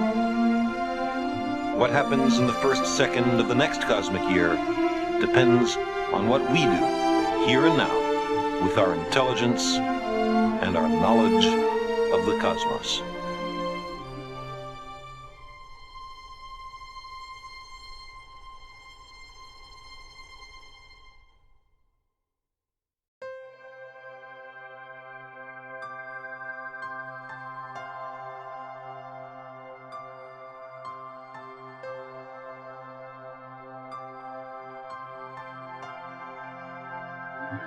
This is the age of planetary exploration, when our ships have begun to sail the heavens. In those heavens there are some worlds much like hell. Our planet is, in comparison, much like a heaven. But the gates of heaven and hell are adjacent and unmarked. We've evolved on the planet Earth, and so we find it a congenial place. But just next door is Venus, until recently enveloped in mystery. It has almost the same size and mass as the Earth. Might our sister world be a balmy summer planet, a little warmer than the Earth because it's a little closer to the sun? Are there craters, volcanoes, mountains, oceans, life? From a distance, our sister planet seems serene and peaceful, its clouds motionless. These clouds are near the top of a great ocean of air, about 100 kilometers thick, composed mainly of carbon dioxide. There's some nitrogen, a little water vapor and other gases, but only the merest trace of hydrocarbons. And the clouds turn out to be not water, but a concentrated solution of sulfuric acid. Even in the high clouds, Venus is a thoroughly nasty place. The clouds are stained yellow by sulfur. There are great lightning storms. As we descend, there are increasing amounts of the noxious gas, sulfur dioxide. The pressures become so high that early Venera spacecraft were crushed like old tin cans by the weight of the surrounding atmosphere. Beneath the clouds, in the dense, clear air, it's about as bright as on an overcast day on Earth. But the atmosphere is so thick that the ground seems to ripple and distort. The atmospheric pressure down here is 90 times that on Earth. The temperature is 380 degrees centigrade, 900 Fahrenheit, hotter than the hottest household oven. This is a world marked by searing heat, crushing pressures, sulfurous gases, and a desolate, reddish landscape. Far from the balmy paradise imagined by some early scientists, Venus is the one place in the solar system most like hell. But today, as in ancient tradition, there are travelers who will dare a visit to the underworld. Venera 9 was the first spacecraft in human history to return a photograph from the surface of Venus. It found the rocks curiously eroded, perhaps by the corrosive gases, perhaps because the temperature is so high that the rocks are partly molten and sluggishly flow. The Soviet Venera spacecraft, their electronics long ago fried, are slowly corroding on the surface of Venus. They are the first spaceships from Earth ever to land on another planet. The reason Venus is like hell seems to be what's called the greenhouse effect. Ordinary visible sunlight penetrates the clouds and heats the surface, but the dense atmosphere blankets the surface and prevents it from cooling off to space. An atmosphere 90 times as dense as ours, made of carbon dioxide, water vapor, and other gases, lets in visible light from the sun, but will not let out the infrared light radiated by the surface. So the temperature rises until the infrared radiation trickling out to space just balances the sunlight reaching the surface. The greenhouse effect can make an Earth-like world into a planetary inferno. In this cauldron, there is not likely to be anything alive, even creatures very different from us. Organic and other conceivable biological molecules would simply fall to pieces. The hell of Venus is in stark contrast with the comparative heaven of its neighboring world, our little planetary home, the Earth. Here, the atmosphere is 90 times thinner. Here, the carbon dioxide and water vapor make a modest greenhouse effect, which heats the ground above the freezing point of water. Without it, our oceans would be frozen solid. A little greenhouse effect is a good thing. But Venus is an ominous reminder that on a world rather like the Earth, things can go wrong. There is no guarantee that our planet will always be so hospitable. To maintain this clement world, we must understand it and appreciate it. The Earth is a place to our eyes more beautiful than any other that we know. The destruction of trees and grasslands makes the surface of the Earth brighter. It reflects more sunlight back to space and cools our planet. After we discovered fire, we began to incinerate forests intentionally to clear the land by a process called slash and burn agriculture. And today, forests and grasslands are being destroyed frivolously, carelessly, by humans who are heedless of the beauty of our cousins, the trees, and ignorant of the possible climatic catastrophes which large-scale burning of forests may bring. The indiscriminate destruction of vegetation may alter the global climate in ways that no scientist can yet predict. It has already deadened large patches of the Earth's life-supporting skin. And yet we ravage the Earth at an accelerated pace, as if it belonged to this one generation, as if it were ours to do with as we please. The Earth has mechanisms to cleanse itself, to neutralize the toxic substances in its system. But these mechanisms work only up to a point. Beyond some critical threshold, they break down. The damage becomes irreversible. Our generation must choose. Which do we value more, short-term profits or the long-term habitability of our planetary home? The world is divided politically, but ecologically it is tightly interwoven. There are no useless threads in the fabric of the ecosystem. If you cut any one of them, you will unravel many others. We have uncovered other worlds with choking atmospheres and deadly surfaces. Shall we then recreate these hells on Earth? We have encountered desolate moons and barren asteroids. Shall we then scar and crater this blue-green world in their likeness? Natural catastrophes are rare, but they come often enough. We need not force the hand of nature. If we ruin the Earth, there is no place else to go. This is not a disposable world, and we are not yet able to re-engineer other planets. The cruelest desert on Earth is far more hospitable than any place on Mars. The bright sandy surface and dusty atmosphere of Mars reflect enough sunlight back to space to cool the planet, freezing out all its water, locking it in a perpetual ice age. Human activities brighten our landscape and our atmosphere. Might this ultimately make an ice age here?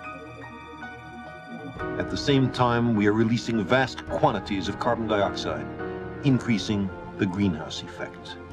The Earth need not resemble Venus very closely for it to become barren and lifeless. It may not take much to destabilize the Earth's climate, to convert this heaven, our only home in the cosmos, into a kind of hell. The study of the global climate, the sun's influence, the comparison of the Earth with other worlds, these are subjects in their earliest stages of development. They are funded poorly and grudgingly. And meanwhile, we continue to load the Earth's atmosphere with materials about whose long-term influence we are almost entirely ignorant. There are worlds that began with as much apparent promise as Earth, but something went wrong. Knowing that worlds can die alerts us to our danger. If a visitor arrived from another world, what account would we give of our stewardship of the planet Earth?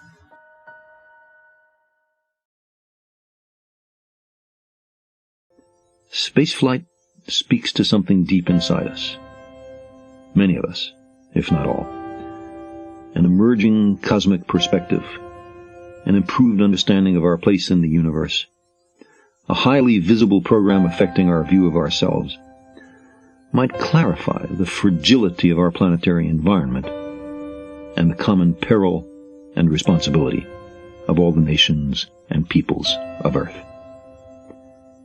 And human missions to Mars would provide hopeful prospects, rich in adventure, for the wanderers among us, especially the young. Even vicarious exploration has social utility. It's no accident that whatever their human flaws, and however moribund the human space program has become, astronauts and cosmonauts are still widely regarded as heroes of our species.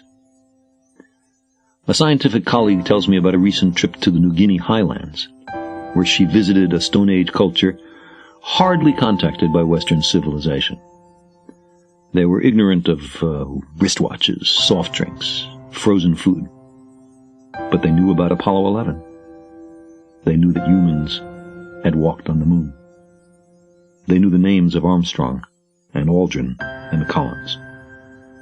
They wanted to know who was visiting the moon these days. Winning a foothold on other worlds whispers in our ears that we're more than Picts or Serbs or Tongans. We're humans.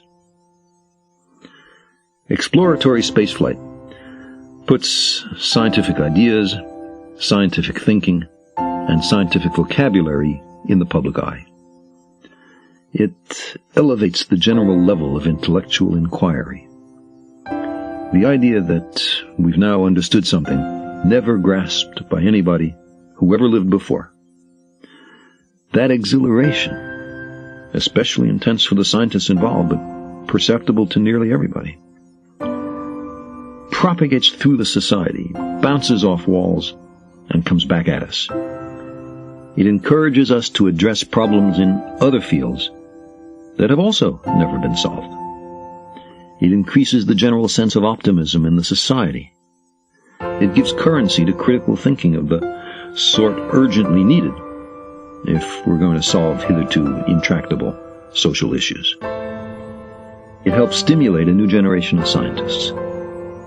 The more science in the media, the healthier, I believe, the society is. People everywhere hunger to understand. When I was a child, my most exultant dreams were about flying. Not in some machine, but all by myself.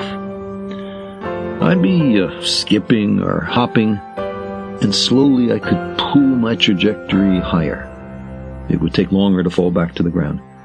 Soon, I'd be on such a high arc that I wouldn't come down at all. I would alight like a gargoyle in a niche near the pinnacle of a skyscraper. or I'd gently settle down on a cloud.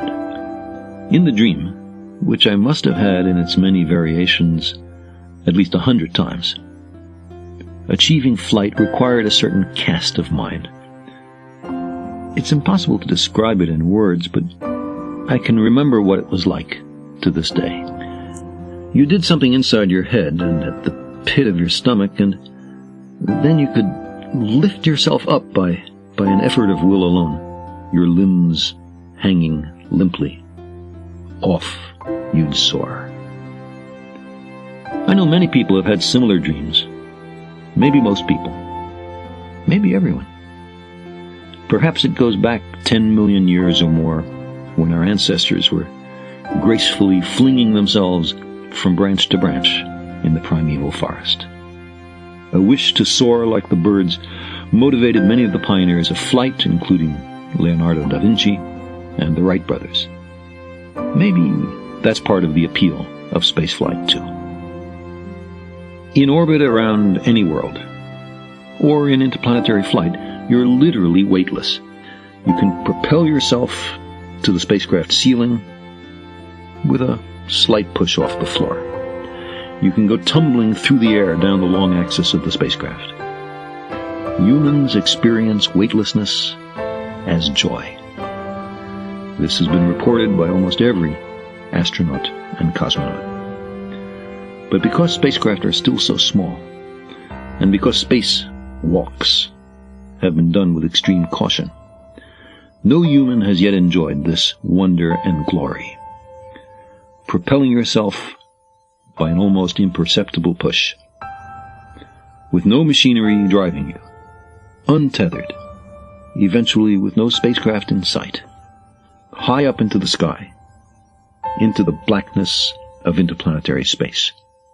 You become a living satellite of the Earth, or a human planet of the Sun. Planetary exploration satisfies our inclination for great enterprises and wanderings and quests that has been with us since our days as hunters and gatherers on the East African savannas 1,000,000 years ago. By chance, it is possible, I say, to imagine many skeins of historical causality in which this would not have transpired. In our age, we're able to begin again. Exploring other worlds employs precisely the same qualities of daring, planning, cooperative enterprise, and valor that mark the finest in the military tradition. Never mind the night launch of an Apollo spacecraft bound for another world. That makes the conclusion foregone.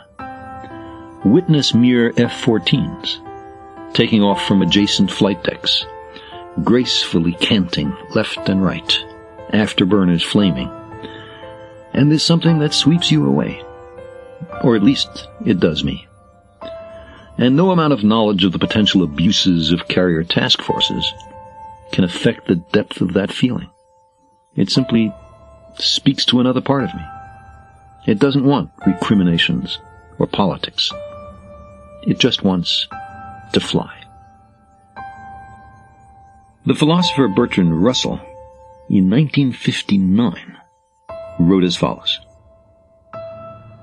"The future possibilities of space travel, which are now left mainly to unfounded fantasy, could be more soberly treated, without ceasing to be interesting, and could show to even the most adventurous of the young that a world without war need not be a world without adventurous and hazardous glory.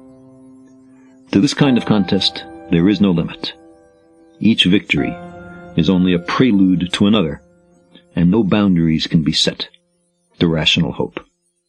Russell's phrase is noteworthy: adventurous and hazardous glory. Even if we could make human spaceflight risk-free, and of course we can't, it might be counterproductive. The hazard is an inseparable component of the glory. In the meantime, the most important step we can take toward Mars is to make significant progress on Earth. Even modest improvements in the social, economic, and political problems that our global civilization now faces could release enormous resources both material and human, for other goals. There's plenty of housework to be done down here on Earth, and our commitment to it must be steadfast. But we're the kind of species that needs a frontier for fundamental biological reasons. Every time humanity stretches itself and turns a new corner, it receives a jolt of productive vitality that can carry it for centuries. There's a new world next door, and we know how to get there.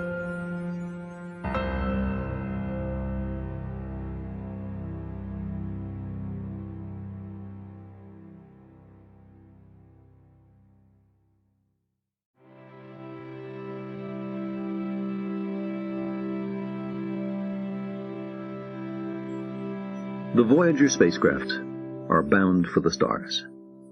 They're on escape trajectories from the solar system, barreling along at almost 1 million miles a day. The gravitational fields of Jupiter, Saturn, Uranus, and Neptune have flung them at such high speeds that they've broken the bonds that once tied them to the sun. Have they left the solar system yet? The answer depends very much on how you define the boundary of the sun's realm. If you define the outer limits of the solar system as the heliopause, where the interplanetary particles and magnetic fields are replaced by their interstellar counterparts, then neither Voyager has yet left the solar system, although they may do so in the next few decades. But if your definition of the edge of the solar system is the distance at which our star can no longer hold worlds in orbit around it, then the Voyagers will not leave the solar system for hundreds of centuries. Weakly grasped by the sun's gravity, in every direction in the sky, is that immense horde of 1 trillion comets or more, the Oort cloud. The 2 Voyager spacecraft will finish their passage through the Oort cloud in another 20,000 years or so.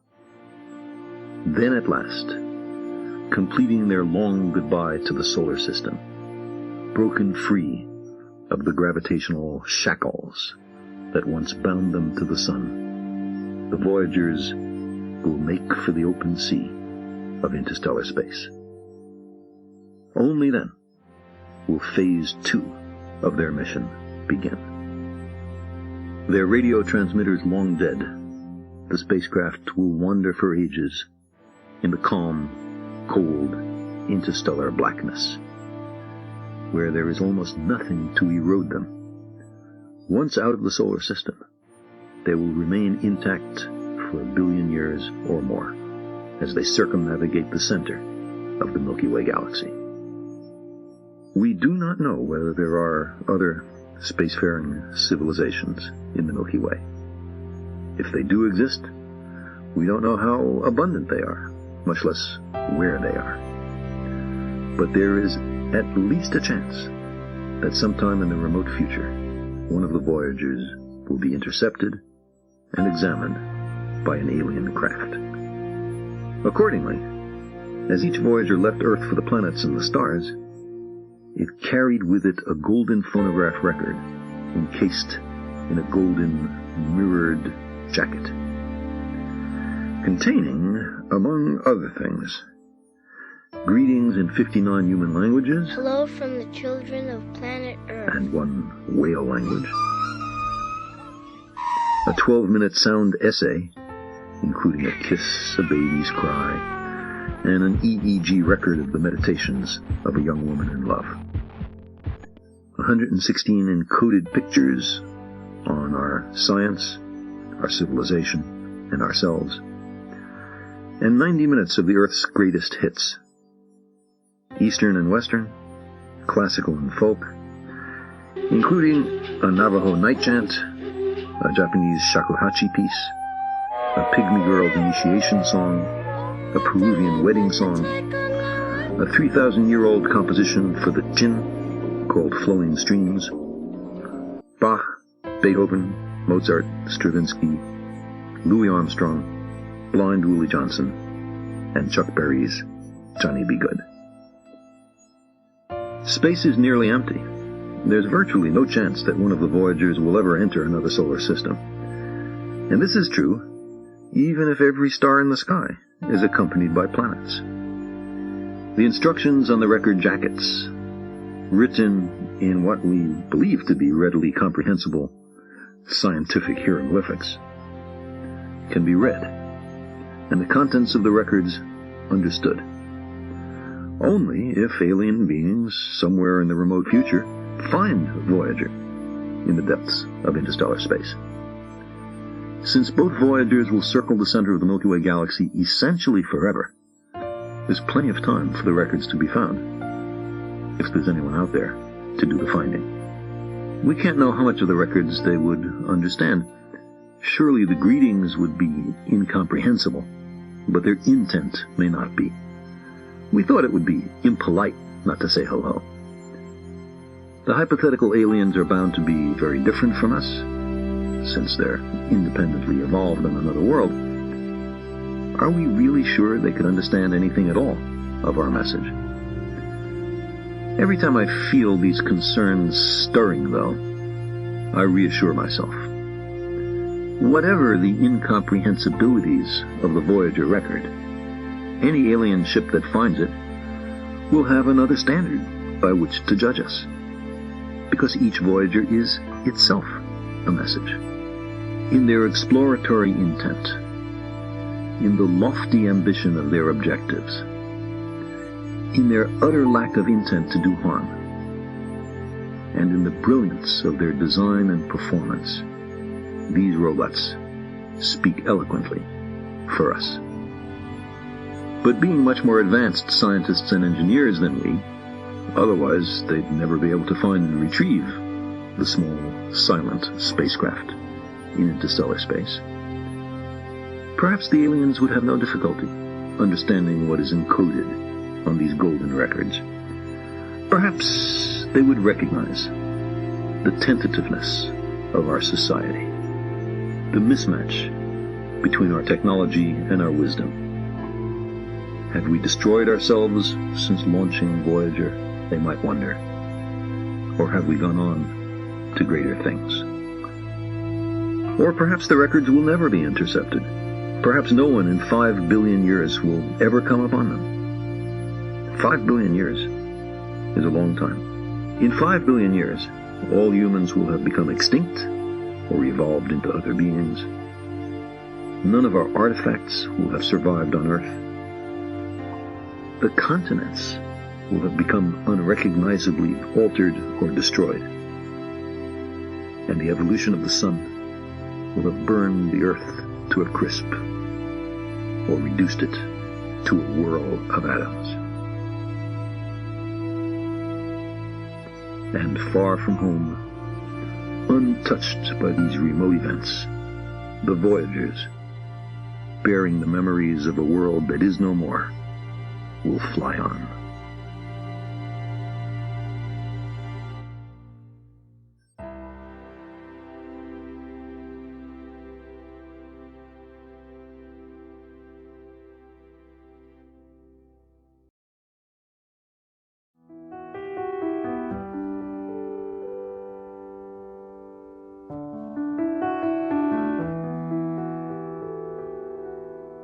The sun is the nearest star, a glowing sphere of gas, shining because of its heat, like a red-hot poker. The surface we see in ordinary visible light is at 6,000 degrees centigrade, but in its hidden interior, in the nuclear furnace where sunlight is ultimately generated, its temperature is 20 million degrees. All this churning power is driven by the sun's interior, which is converting 400 million tons of hydrogen into helium every second. The sun is a great fusion reactor into which 1 million Earths would fit. Luckily for us, it's safely placed 150 million kilometers away. It is the destiny of stars to collapse.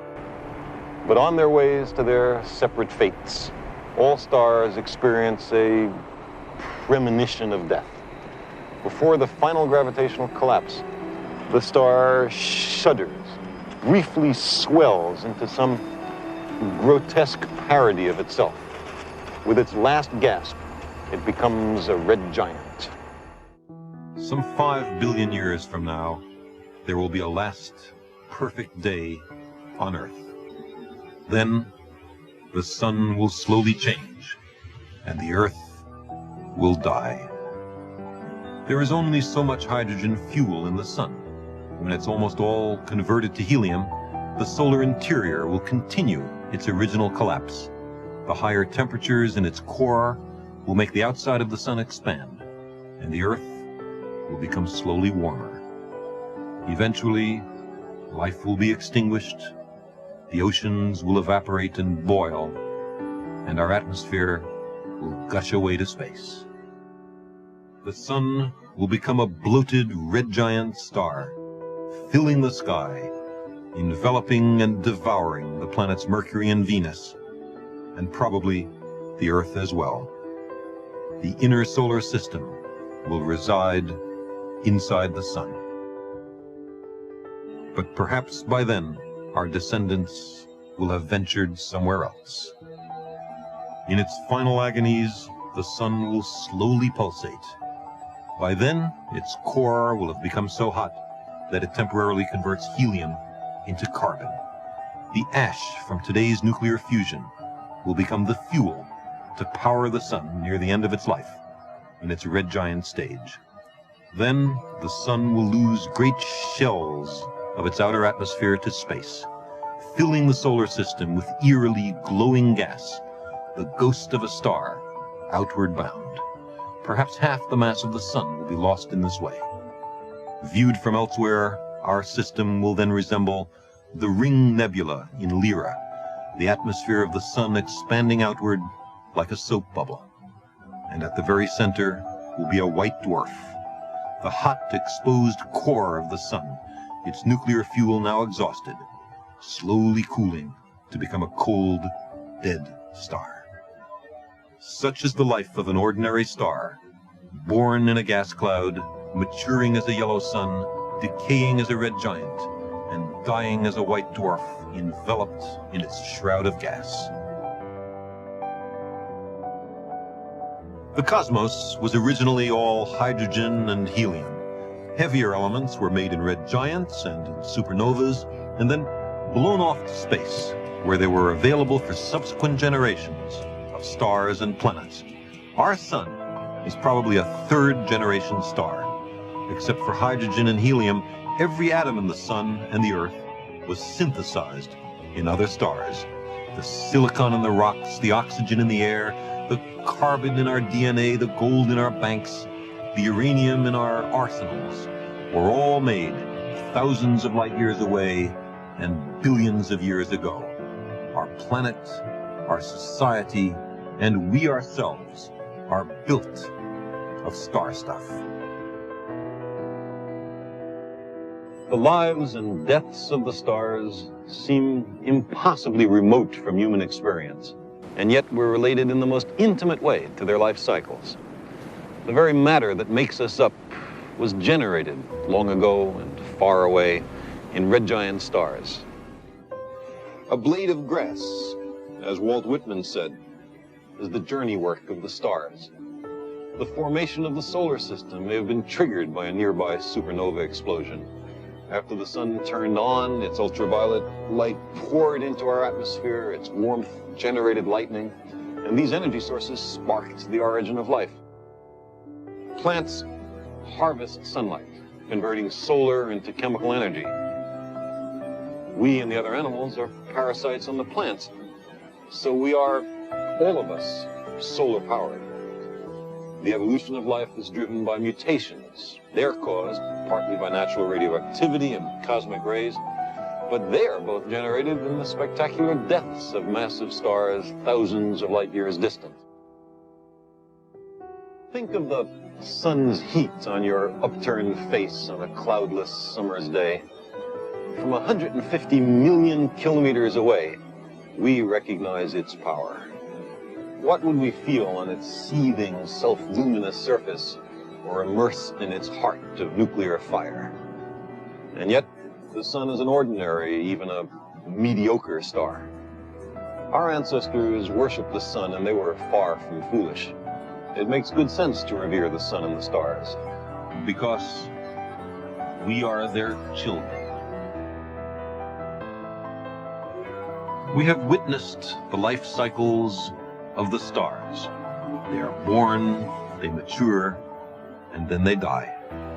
As time goes on, there are more white dwarfs, more neutron stars, more black holes. The remains of the stars accumulate as the eons pass.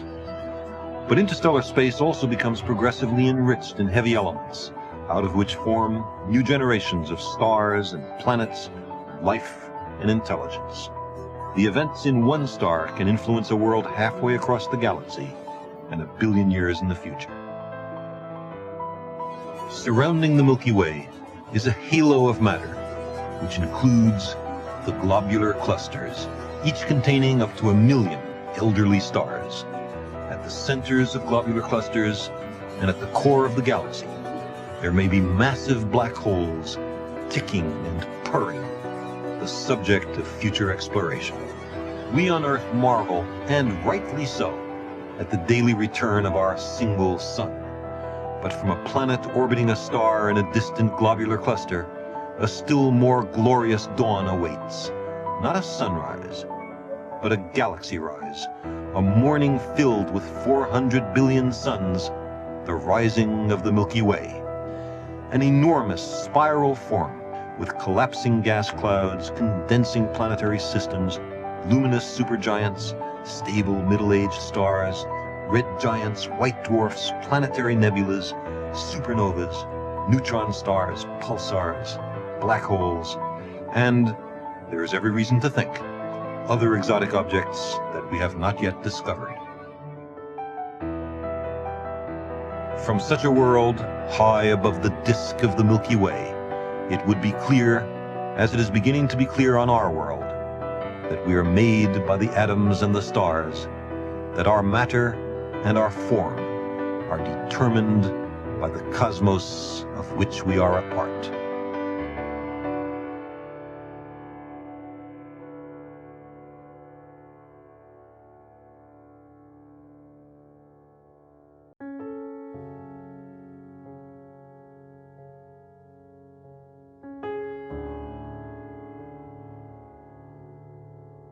Here we are in the constellation Andromeda. This star is Beta Andromedae. The light by which we see this star has spent 75 years traversing interstellar space on its journey to the Earth. In the unlikely event that Beta Andromedae blew itself up a week ago Tuesday, we will not know of it for another 75 years, as this interesting information, traveling at the speed of light, crosses the enormous interstellar distances. When the light we see from this star set out on its long interstellar voyage, the young Albert Einstein, working as a Swiss patent clerk, had just published his epical special theory of relativity here on Earth. We see that space and time are intertwined. We cannot look out into space without looking back into time.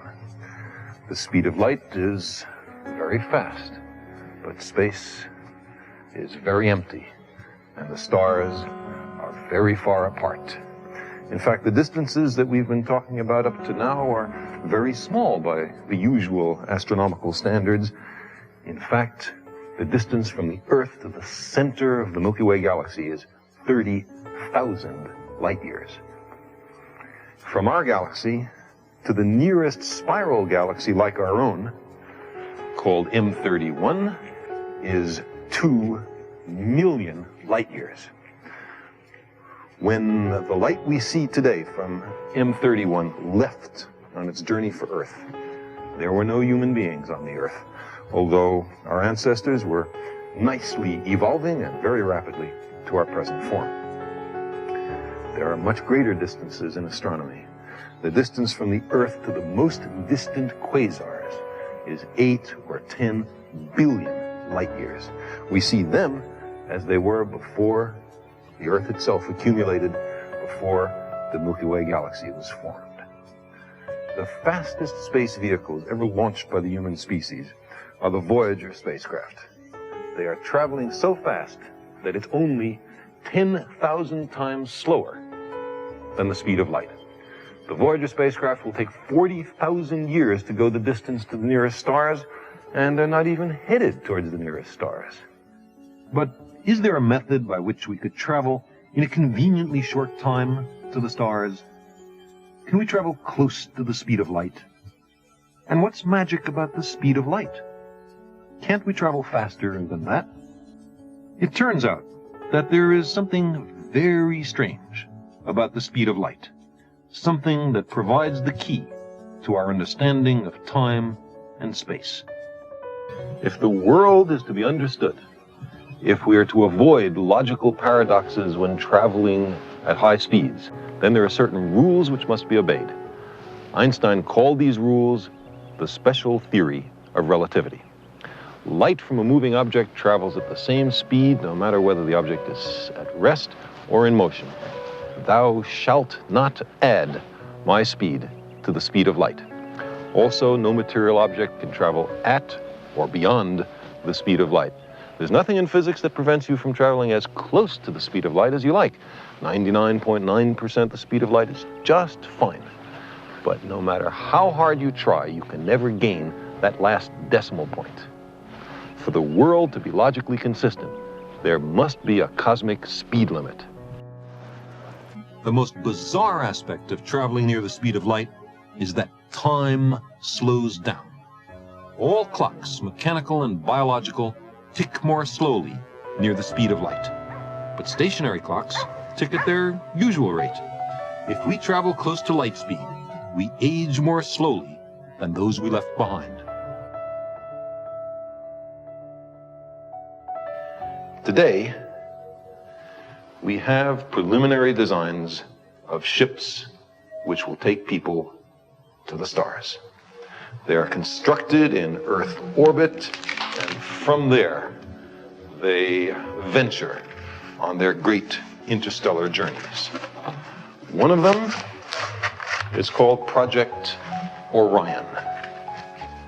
It utilizes nuclear weapons, hydrogen bombs, against an inertial plate, each explosion providing a kind of putt-putt, a vast nuclear motorboat in space. Orion seems entirely practical and was under serious development in the United States until the signing of the international treaty forbidding nuclear weapons explosions in space. Orion might go 10% the speed of light. So a trip to Alpha Centauri, 4.5 light years away, would take 45 years, less than a human lifetime. Such ships could not travel close enough to the speed of light for the time-slowing effects of special relativity to become important. It does not seem likely that such ships would be built before the middle of the 21st century, although we could build an Orion starship now. For voyages beyond the nearest stars, something must be added. Perhaps they could be used as multi-generation ships, so those arriving would be the remote descendants of those who had originally set out centuries before. Or perhaps some safe means of human hibernation might be found, so that the space travelers might be frozen and then thawed out when they arrive at the destination centuries later. But fast interstellar spaceflight, approaching the speed of light, is much more difficult. That's an objective not for 100 years, but for 1,000 or for 10,000. But it also is possible. A kind of interstellar ramjet has been proposed, which scoops up the hydrogen atoms which float between the stars, accelerates them into an engine, and spits them out the back. For most of the trip, the velocity would be very close to the speed of light, and time would slow down enormously. By how much? Barnard's star could be reached by such a ship in 8 years ship time. The center of the Milky Way galaxy in 21 years. The Andromeda galaxy in 28 years. Of course, the people left behind on the Earth would see things somewhat differently. Instead of 21 years to the center of the galaxy, they would measure it as 30,000 years. When we got back, very few of our friends would be around to greet us. In principle, such a journey, mounting the decimal points closer and closer to the speed of light, would even permit us to circumnavigate the known universe in 56 years ship time. We would return tens of billions of years in the far future, with the Earth a charred cinder and the sun dead. Relativistic spaceflight makes the universe accessible to advanced civilizations, but only to those who go on the journey, not to those who stay home. These designs are probably further from the actual interstellar spacecraft of the future than Leonardo's models are from the supersonic transports of the present. But if we do not destroy ourselves, I believe that we will one day venture to the stars. When our solar system is all explored, the planets of other stars will beckon.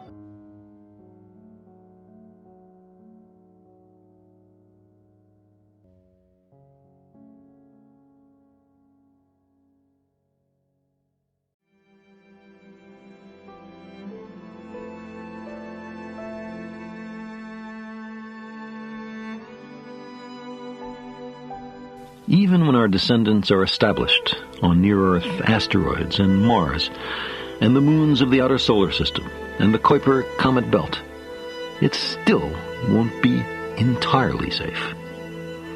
In the long run, the sun may generate stupendous X-ray and ultraviolet outbursts. The solar system will enter one of the vast interstellar clouds lurking nearby, and the planets will darken and cool. A shower of deadly comets will come roaring out of the Oort cloud, threatening civilizations on many adjacent worlds. We will recognize that a nearby star is about to become a supernova. And in the really long run, the sun, on its way to becoming a red giant star, will get bigger and brighter. The Earth will begin to lose its air and water to space. The soil will char. The oceans will evaporate and boil. The rocks will vaporize. And our planet may even be swallowed up into the interior of the sun. Far from being made for us, eventually the solar system will become too dangerous for us. In the long run, putting all our eggs in a single stellar basket, no matter how reliable the solar system has been lately, may be too risky. In the long run, as Tsiolkovsky and Goddard long ago recognized, we need to leave the solar system. Such a future would, I think, naturally evolve by slow increments, even without any grand goal of interstellar travel. Here's how it might work. For safety, some communities may wish to sever their ties with the rest of humanity, uninfluenced by other societies, other ethical codes, other technological imperatives. In a time when comets and asteroids are being routinely repositioned, we will be able to populate a small world and then cut it loose. In successive generations, as this world sped outward, the Earth would fade from bright star to pale dot to invisibility. The sun would appear dimmer until it was no more than a vaguely yellow point of light lost among thousands of others. The travelers would approach interstellar night. Some such communities may be content with occasional radio and laser traffic with the old home worlds. Others, confident of the superiority of their own survival chances and wary of contamination, may try to disappear. Perhaps all contact with them will ultimately be lost, their very existence forgotten. Even the resources of a sizable asteroid or comet are finite, and eventually more resources must be sought elsewhere, especially water needed for drink, for a breathable oxygen atmosphere, and for hydrogen to power fusion reactors. So, in the long run, these communities must migrate from world to world, with no lasting loyalty to any. We might call it pioneering or homesteading. A less sympathetic observer might describe it as sucking dry the resources of little world after little world. But there are 1 trillion little worlds in the Oort comet cloud. Living in small numbers on a modest stepmother world far from the sun, we will know that every scrap of food and every drop of water is dependent on the smooth operation of a far-sighted technology. But these conditions are not radically unlike those to which we are already accustomed. Digging resources out of the ground and stalking passing resources seems oddly familiar, like a forgotten memory of childhood. It is, with a few significant changes, the strategy of our hunter-gatherer ancestors. For 99.9% of the tenure of humans on Earth, we lived such a life. Judging from some of the last surviving hunter-gatherers, just before they were engulfed by the present global civilization, we may have been relatively happy. It's the kind of life that forged us. So, after a brief, only partially successful, sedentary experiment, we may become wanderers again. More technological than last time, but even then, our technology, stone tools and fire, was our only hedge against extinction. I don't know where my train of argument ends. As more time passes, attractive new denizens of the cosmic zoo will draw us further outward, and increasingly improbable and deadly catastrophes must come to pass. The probabilities are cumulative. But as time goes on, technological species will also accrue greater and greater powers, far surpassing any we can imagine today.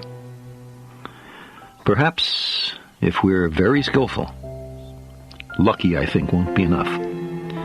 We will ultimately spread far from home, sailing through the starry archipelagos of the vast Milky Way galaxy.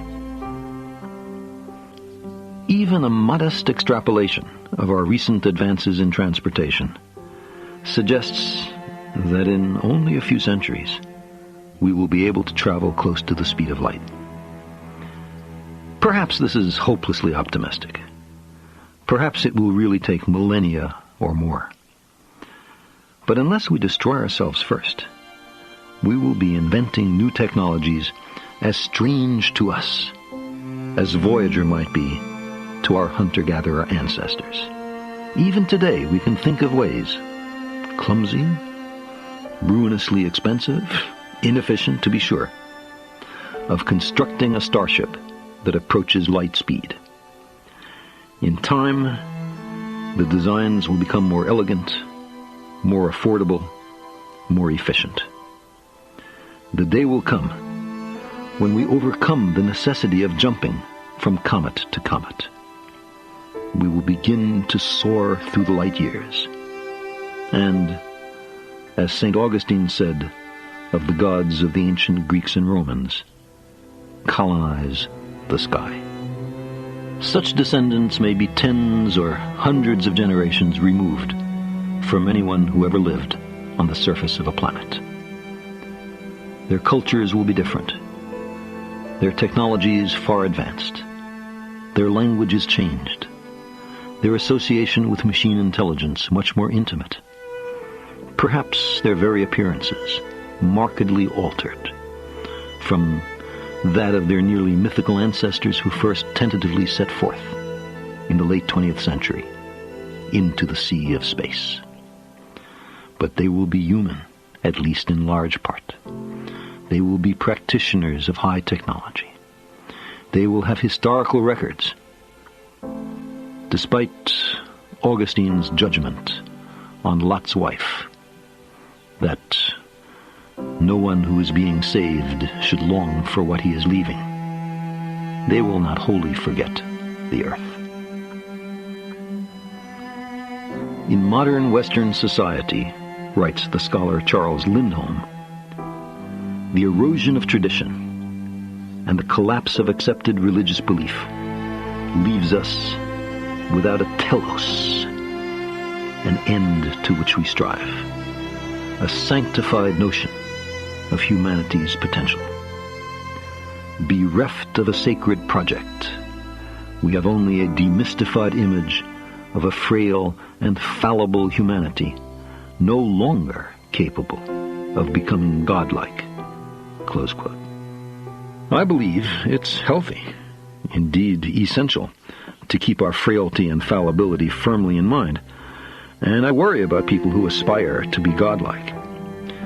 But as for a long-term goal and a sacred project, there is one before us. On it, the very survival of our species depends.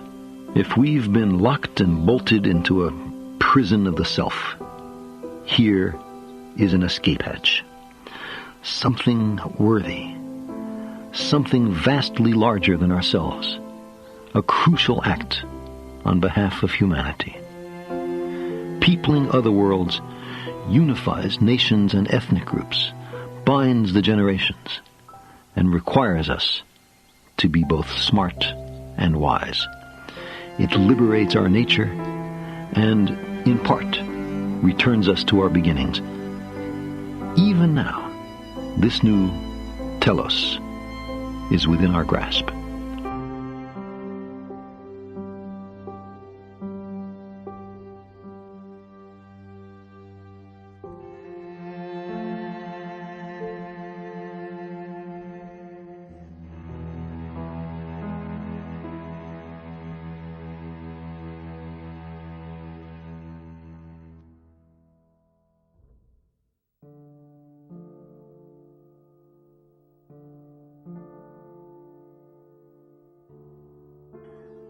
In 1633, the Roman Catholic Church condemned Galileo for teaching that the earth goes around the sun. Let's take a closer look at this famous controversy. In the preface to his book comparing the two hypotheses, an earth-centered and a sun-centered universe, Galileo had written these words: "The celestial phenomena will be examined, strengthening the Copernican hypothesis until it might seem that this must triumph absolutely." And later in the book he confessed, "Nor can I ever sufficiently admire Copernicus and his followers. They have, through sheer force of intellect, done such violence to their own senses as to prefer what reason told them over what sensible experience plainly showed them."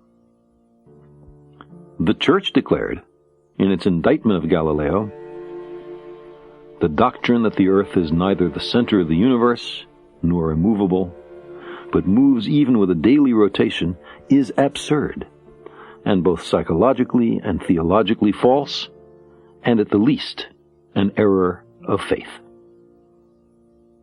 Galileo replied, "The doctrine of the movements of the earth and the fixity of the sun is condemned on the ground that the Scriptures speak in many places of the sun moving and the earth standing still. It is piously spoken that the Scriptures cannot lie, but none will deny that they are frequently abstruse and their true meaning difficult to discover, and more than the bare words signify. I think that in the discussion of natural problems, we ought to begin not with the Scriptures, but with experiments and demonstrations." But in his recantation on June 22, 1633, Galileo was made to say these words: "Having been admonished by the Holy Office entirely to abandon the false opinion that the sun was the center of the universe and immovable, and that the earth was not the center of the same, and that it moved, I have been suspected of heresy. That is, of having held and believed that the sun is the center of the universe and immovable, and that the earth is not the center of the same, and that it does move. I abjure with a sincere heart and unfeigned faith. I curse and detest the same errors and heresies, and generally all and every error and sect contrary to the Holy Catholic Church. It took the Church until 1832 to remove Galileo's work from its list of books which Catholics were forbidden to read at the risk of dire punishment of their immortal souls. To its credit, although belatedly and reluctantly, the Church in 1992 repudiated its denunciation of Galileo. It still cannot quite bring itself, though, to see the significance of its opposition. In a 1992 speech, Pope John Paul II argued as follows. From the beginning of the Age of Enlightenment, he said, down to our own day, the Galileo case has been a sort of myth, in which the image fabricated out of the events is quite far removed from reality. In this perspective, the Galileo case was a symbol of the Catholic Church's supposed rejection of scientific progress, or of dogmatic obscurantism opposed to the free search for truth. Close quote. But surely the Holy Inquisition, ushering the elderly and infirm Galileo in to inspect the instruments of torture in the dungeons of the Church, not only admits, but requires just such an interpretation. This was not mere scientific caution and restraint, a reluctance to shift the paradigm until compelling evidence, such as the annual parallax, was available. This was fear of discussion and debate, censoring alternative views and threatening to torture their proponents, betray a lack of faith in the very doctrine and parishioners that are ostensibly being protected. Why were threats and Galileo's house arrest needed? Cannot truth defend itself in its confrontation with error?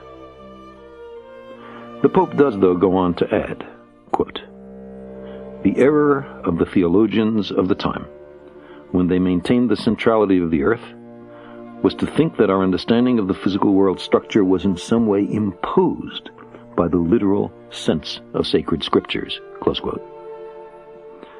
But if the Bible is not everywhere literally true, which parts are divinely inspired and which are merely fallible and human? As soon as we admit that there are scriptural mistakes or concessions to the ignorance of the times, then how can the Bible be an inerrant guide to ethics and morals? Might sects and individuals now accept as authentic the parts of the Bible they like and reject those that are inconvenient or burdensome? We lack consensus about our place in the universe. There is no generally agreed upon long-term vision of the goal of our species, other than, perhaps, simple survival. Especially when times are hard, we become desperate for encouragement, unreceptive to the litany of great demotions and dashed hopes, and much more willing to hear that we're special, never mind if the evidence is paper-thin. If it takes a little myth and ritual to get us through a night that seems endless, who among us cannot sympathize and understand? But if our objective is deep knowledge rather than shallow reassurance, the gains from this new perspective far outweigh the losses. The scientific revolution permitted us to glimpse an underlying, ordered universe in which there was a literal harmony of the worlds. If we understand nature, there is a prospect of controlling it, or at least mitigating the harm it may bring. In this sense, science brought hope. Most of the great deprovincializing debates were entered into with no thought for their practical implications. Passionate and curious humans wished to understand their actual circumstances, how unique or pedestrian they in their world are, their ultimate origins and destinies, how the universe works. Surprisingly, some of these debates have yielded the most profound practical benefits. The very method of mathematical reasoning that Isaac Newton introduced to explain the motion of the planets around the sun has led to most of the technology of our modern world. The Industrial Revolution, for all its shortcomings, is still the global model of how an agricultural nation can emerge from poverty. These debates have bread and butter consequences. It might have been otherwise. It might have been that the balance lay elsewhere, that humans by and large did not want to know about a disquieting universe, that we were unwilling to permit challenges to the prevailing wisdom. Despite determined resistance in every age, it is very much to our credit that we have allowed ourselves to follow the evidence, to draw conclusions that at first seemed daunting. A universe so much larger and older that our personal and historical experience is dwarfed and humbled. A universe in which every day suns are born and worlds obliterated.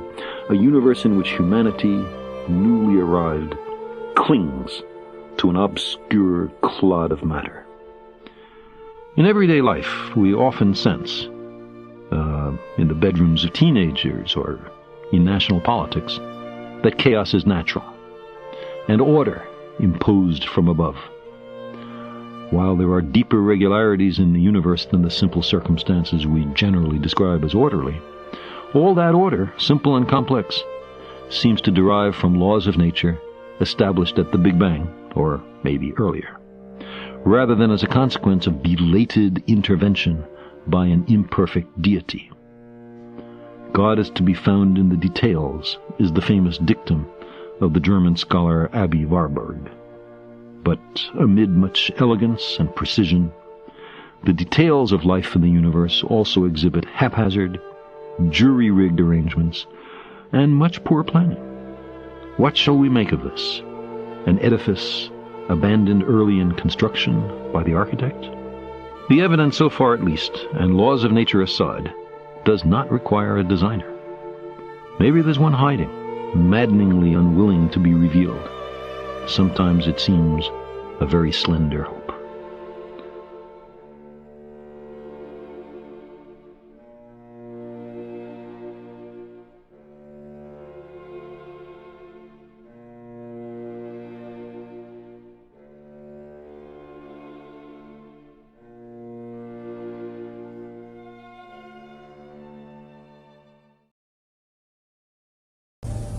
The cosmic calendar compresses the local history of the universe into a single year. If the universe began on January 1st, it was not until May that the Milky Way formed. Other planetary systems may have appeared in June, July, and August, but our sun and Earth not until mid-September. Life arose soon after. Everything humans have ever done occurred in that bright speck at the lower right of the cosmic calendar. The Big Bang is at upper left in the first second of January 1st. 15 billion years later is our present time, the last second of December 31st.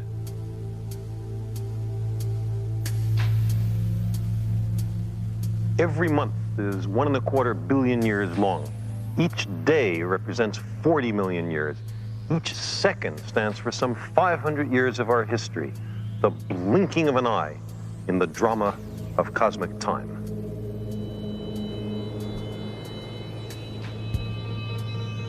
At this scale, the cosmic calendar is the size of a football field, but all of human history would occupy an area the size of my hand.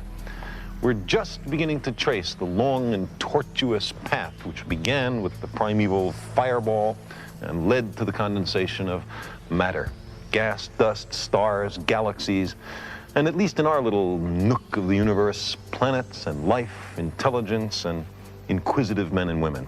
We've emerged so recently that the familiar events of our recorded history occupy only the last seconds of the last minute of December 31st. Some critical events for the human species, however, began much earlier, minutes earlier. The secrets of evolution are time and death. Time for the slow accumulation of favorable mutations, and death to make room for new species. Life on Earth arose in September of the cosmic calendar, when our world, still heavily battered and cratered from its violent origin, may have looked a little like the moon. The Earth is about 4.5 billion years old. In the cosmic calendar, it's condensed out of interstellar gas and dust around September 14th. We know from the fossil record that the origin of life happened soon afterwards, maybe around September 25th, something like that, probably in the ponds and oceans of the primitive Earth. Now, the first living things were not anything so complex as a one-celled organism, which already is a highly sophisticated form of life. No, the first stirrings of life were much more humble and happened on the molecular level. In those early days, lightning and ultraviolet light from the sun were breaking apart simple hydrogen-rich molecules in the primitive atmosphere, and the fragments of the molecules were spontaneously recombining into more and more complex molecules. The products of this early chemistry dissolved in the oceans, forming a kind of organic soup of gradually increasing complexity, until one day, quite by accident, a molecule arose which was able to make crude copies of itself, using as building blocks the other molecules in the soup. This was the ancestor of DNA, the master molecule of life on Earth. It's made of 4 different molecular parts called nucleotides, which constitute the 4 letters of the genetic code, the language of heredity. Each of the 4 nucleotides, the rungs on the DNA ladder, are a different color in this model. The instructions that are spelled out are different for different organisms. That's why organisms are different. Now, a mutation is a change of a nucleotide, a misspelling of the genetic instructions. Most mutations spell genetic nonsense, as you'd expect, because they're random. They're harmful for the next generation. But a very few, by accident, make better sense than the original instructions and aid the evolution of life. DNA is about 1 billion times smaller than we see it here. In fact, each of these things that looks like a piece of fruit is an atom. Without the tools of science, the machinery of life would be invisible.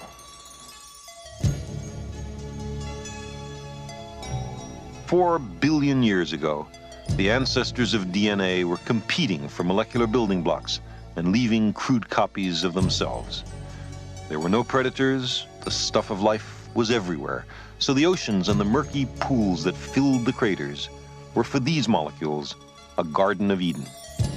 With reproduction, mutation, and natural selection, the evolution of living molecules was well underway.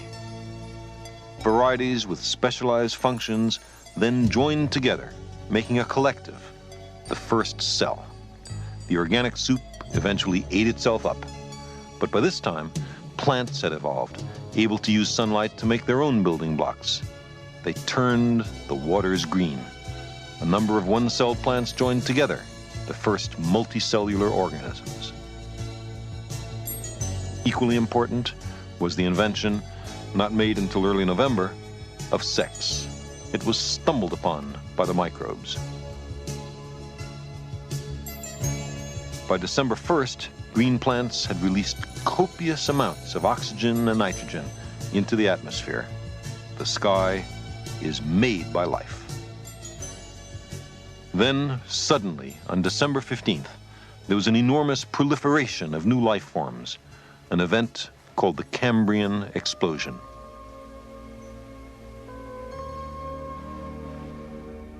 By December 18th, there were vast herds of trilobites foraging on the ocean bottom, and squid-like creatures with their multicolored shells were everywhere. We know enough to sketch in a few of the subsequent details. The first fish and the first vertebrates appeared on December 19th. Plants began to colonize the land on December 20th. The first winged insects fluttered by on December 22nd. And on this date also, there were the first amphibians, creatures something like the lungfish, able to survive both on land and in water. Our direct ancestors were now leaving the oceans behind. The first trees and the first reptiles evolved on December 23rd. Two amazing evolutionary developments. We're descended from some of those reptiles.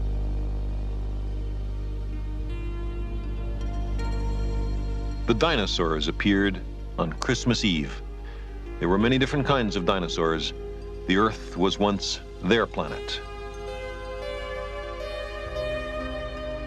Many stood upright and had some fair intelligence. Great lizards crashed and thundered through the steaming jungles.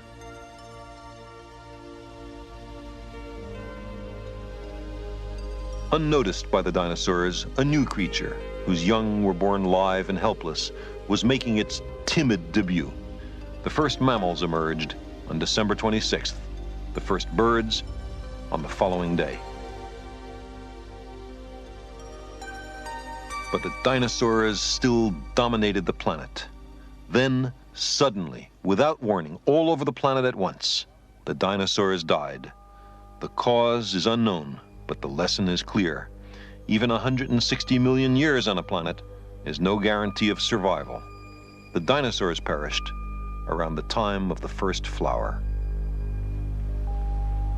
On December 30th, the first creatures who looked even a little bit human evolved, accompanied by a spectacular increase in the size of their brains.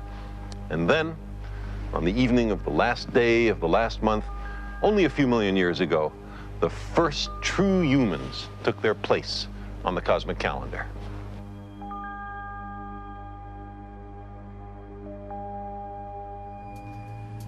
We humans appear on the cosmic calendar so recently that our recorded history occupies only the last few seconds of the last minute of December 31st. In the vast ocean of time which this calendar represents, all our memories are confined to this small square. Every person we've ever heard of lived somewhere in there. All those kings and battles, migrations and inventions, wars and loves, everything in the history books happens here in the last 10 seconds of the cosmic calendar.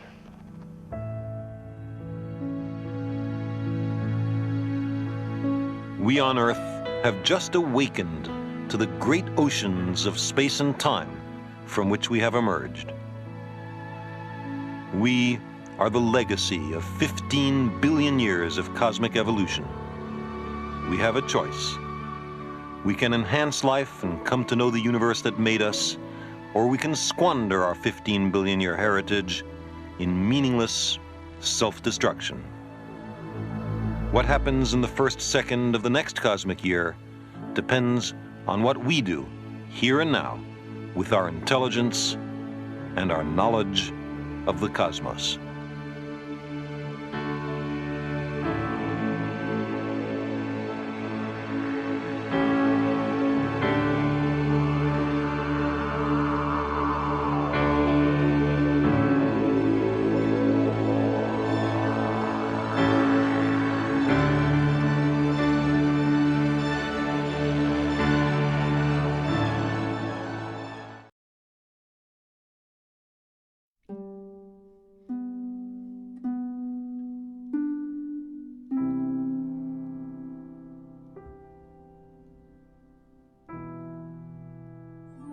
There are an enormous number of stars.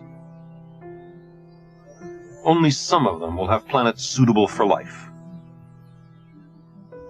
On only some of those worlds will intelligence arise. And perhaps a few of those civilizations will avoid the trap jointly set by their technology and their passions. If there are many civilizations, one of them should be rather close by. If there are few civilizations, then even the nearest may be very far away. So, if civilizations do not always destroy themselves shortly after discovering radio astronomy, then the sky may be softly humming with messages from the stars, with signals from civilizations enormously older and wiser than we. If there are millions of technical civilizations in the Milky Way, each capable of radio astronomy, how far away is the nearest one? If they're distributed more or less randomly through space, then the nearest one will be some 200 light years away. But within 200 light years, there are hundreds of thousands of stars. To find the needle in this haystack requires a dedicated and systematic search. There are many cosmic radio sources having nothing to do with intelligent life. So how would we know that we were receiving a message? The transmitting civilization could make it very easy for us if they wished. Imagine we're in the course of a systematic search, or in the midst of some more conventional radio observations. And suppose one day we find a strong signal slowly emerging, not just some background hiss, but a methodical series of pulses. The numbers 1, 2, 3, 5, 7, 11, 13, a signal made of prime numbers, numbers divisible only by 1 and themselves. There is no natural astrophysical process that generates prime numbers.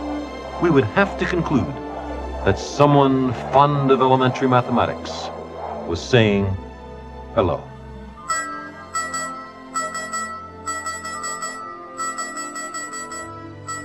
This would be no more than a beacon to attract our attention. The main message will be subtler, more hidden, far richer. We may have to work hard to find it.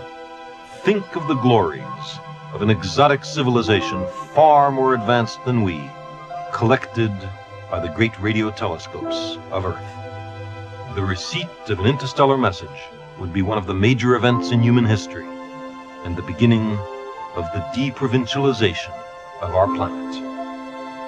A serious and systematic radio search for extraterrestrial civilizations may come soon. It's comparatively inexpensive. A search taking decades would cost less than the budget overruns on a single modest weapons system in a single year. But whether there are only a few advanced galactic civilizations or millions, shouldn't some of them have voyaged to Earth?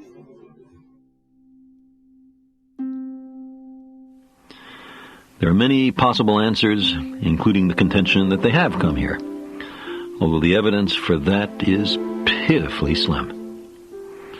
Or there may be no one else out there, because they destroy themselves, with almost no exceptions, before they achieve interstellar flight. Or maybe because in a galaxy of 400 billion suns, ours is the first technical civilization. A more likely explanation, I think, arises from the simple fact that space is vast and the stars are far apart.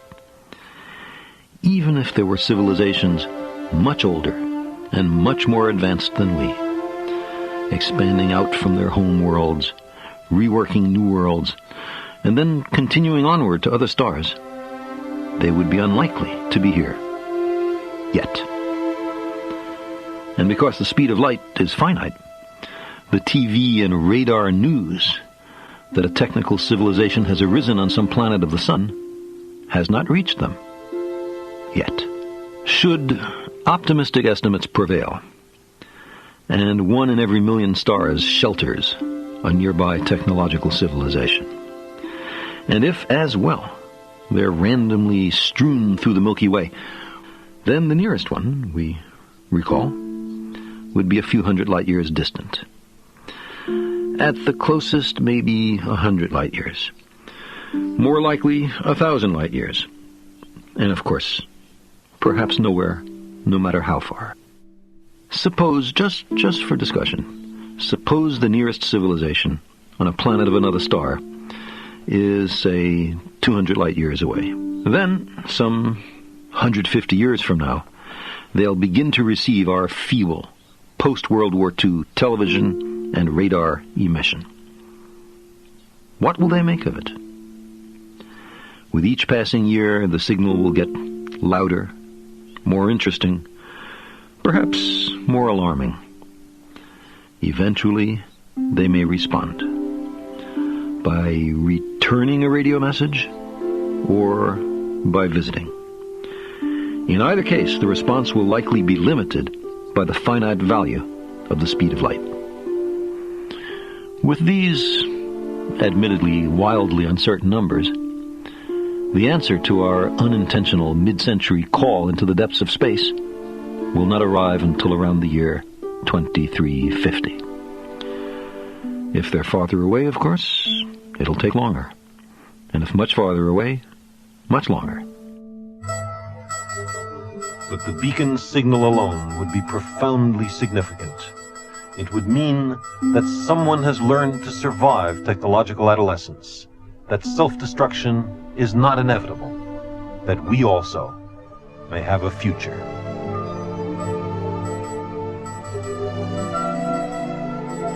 Such knowledge, it seems to me, might be worth a great price.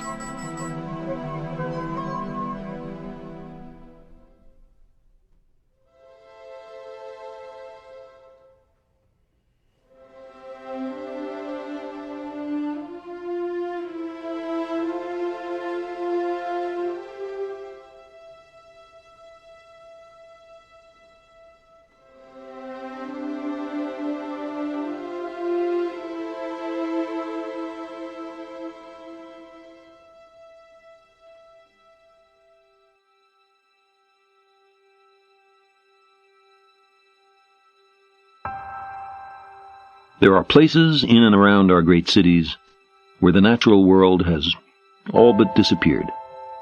You can make out streets and sidewalks, autos, parking garages, advertising billboards, monuments of glass and steel, but not a tree or a blade of grass or any animal, besides, of course, the humans. There are lots of humans. Only when you look straight up through the skyscraper canyons can you make out a star or a patch of blue, reminders of what was there long before humans came to be. But the bright lights of the big cities bleach out the stars, and even that patch of blue is sometimes gone, tinted brown by industrial technology. It's not hard going to work every day in such a place to be impressed with ourselves, how we've transformed the earth for our benefit and convenience. But a few hundred miles up or down, there are no humans. Apart from a thin film of life at the very surface of the earth, an occasional intrepid spacecraft, and some radio static, our impact on the universe is nil. It knows nothing of us.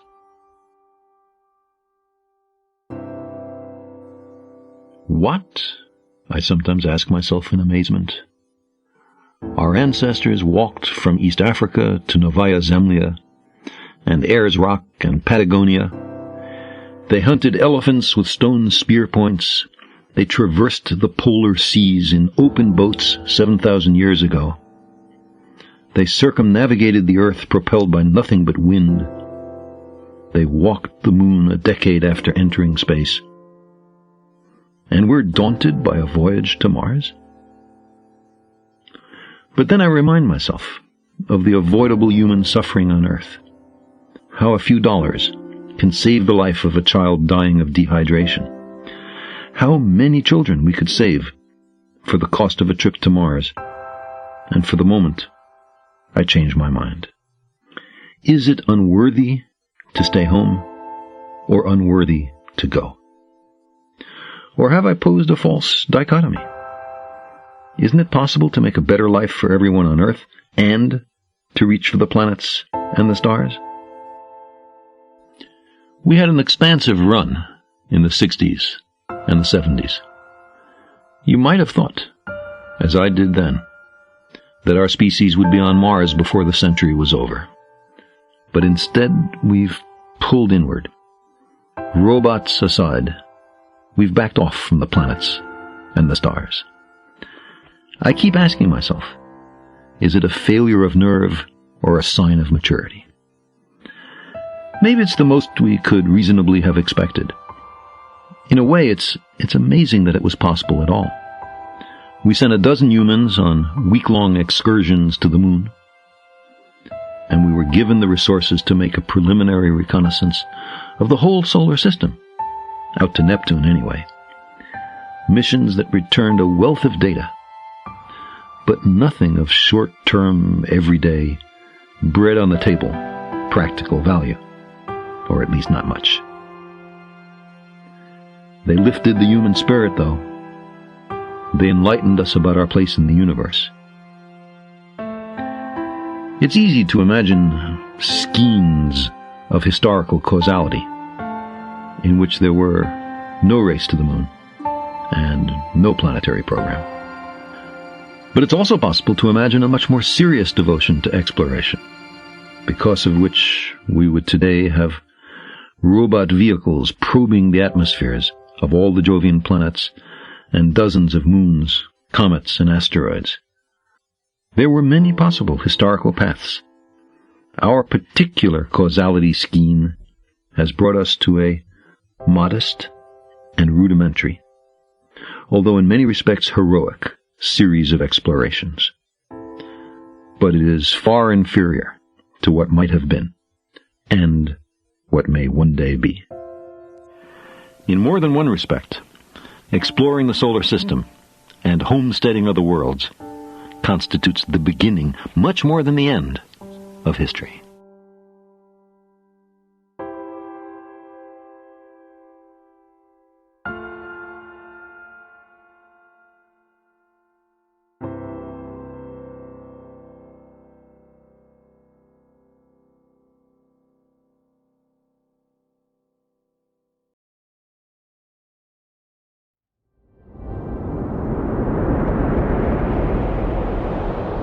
And so, after a voyage of 100 million kilometers, on July 20th, 1976, Viking 1 landed right on target in the Chryse Plain. It was less than 80 years since Robert Goddard had his epiphanal vision in a cherry tree in Massachusetts.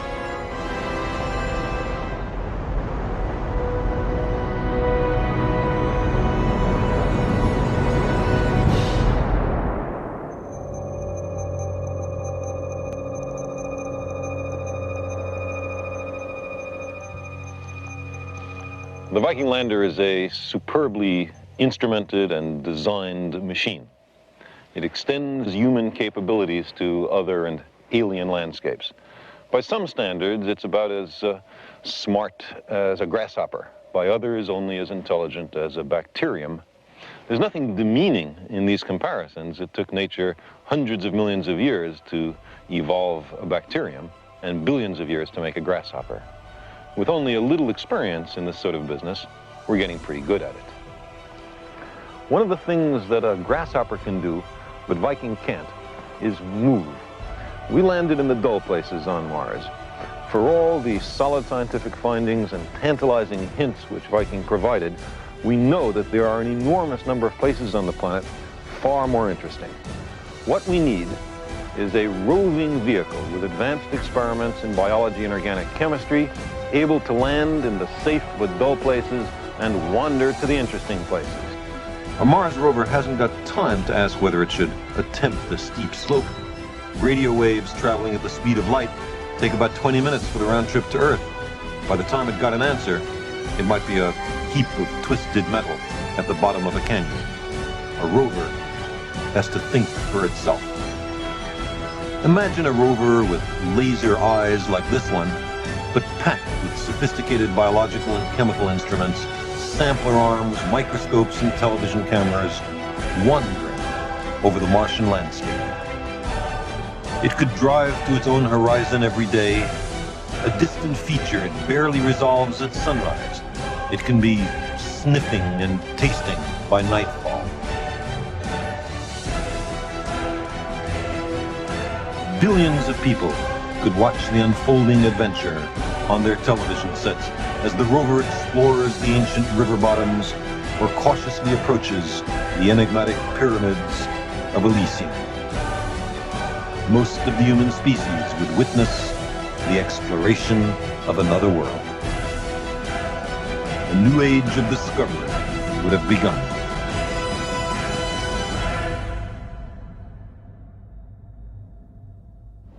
Science is a collaborative enterprise spanning the generations.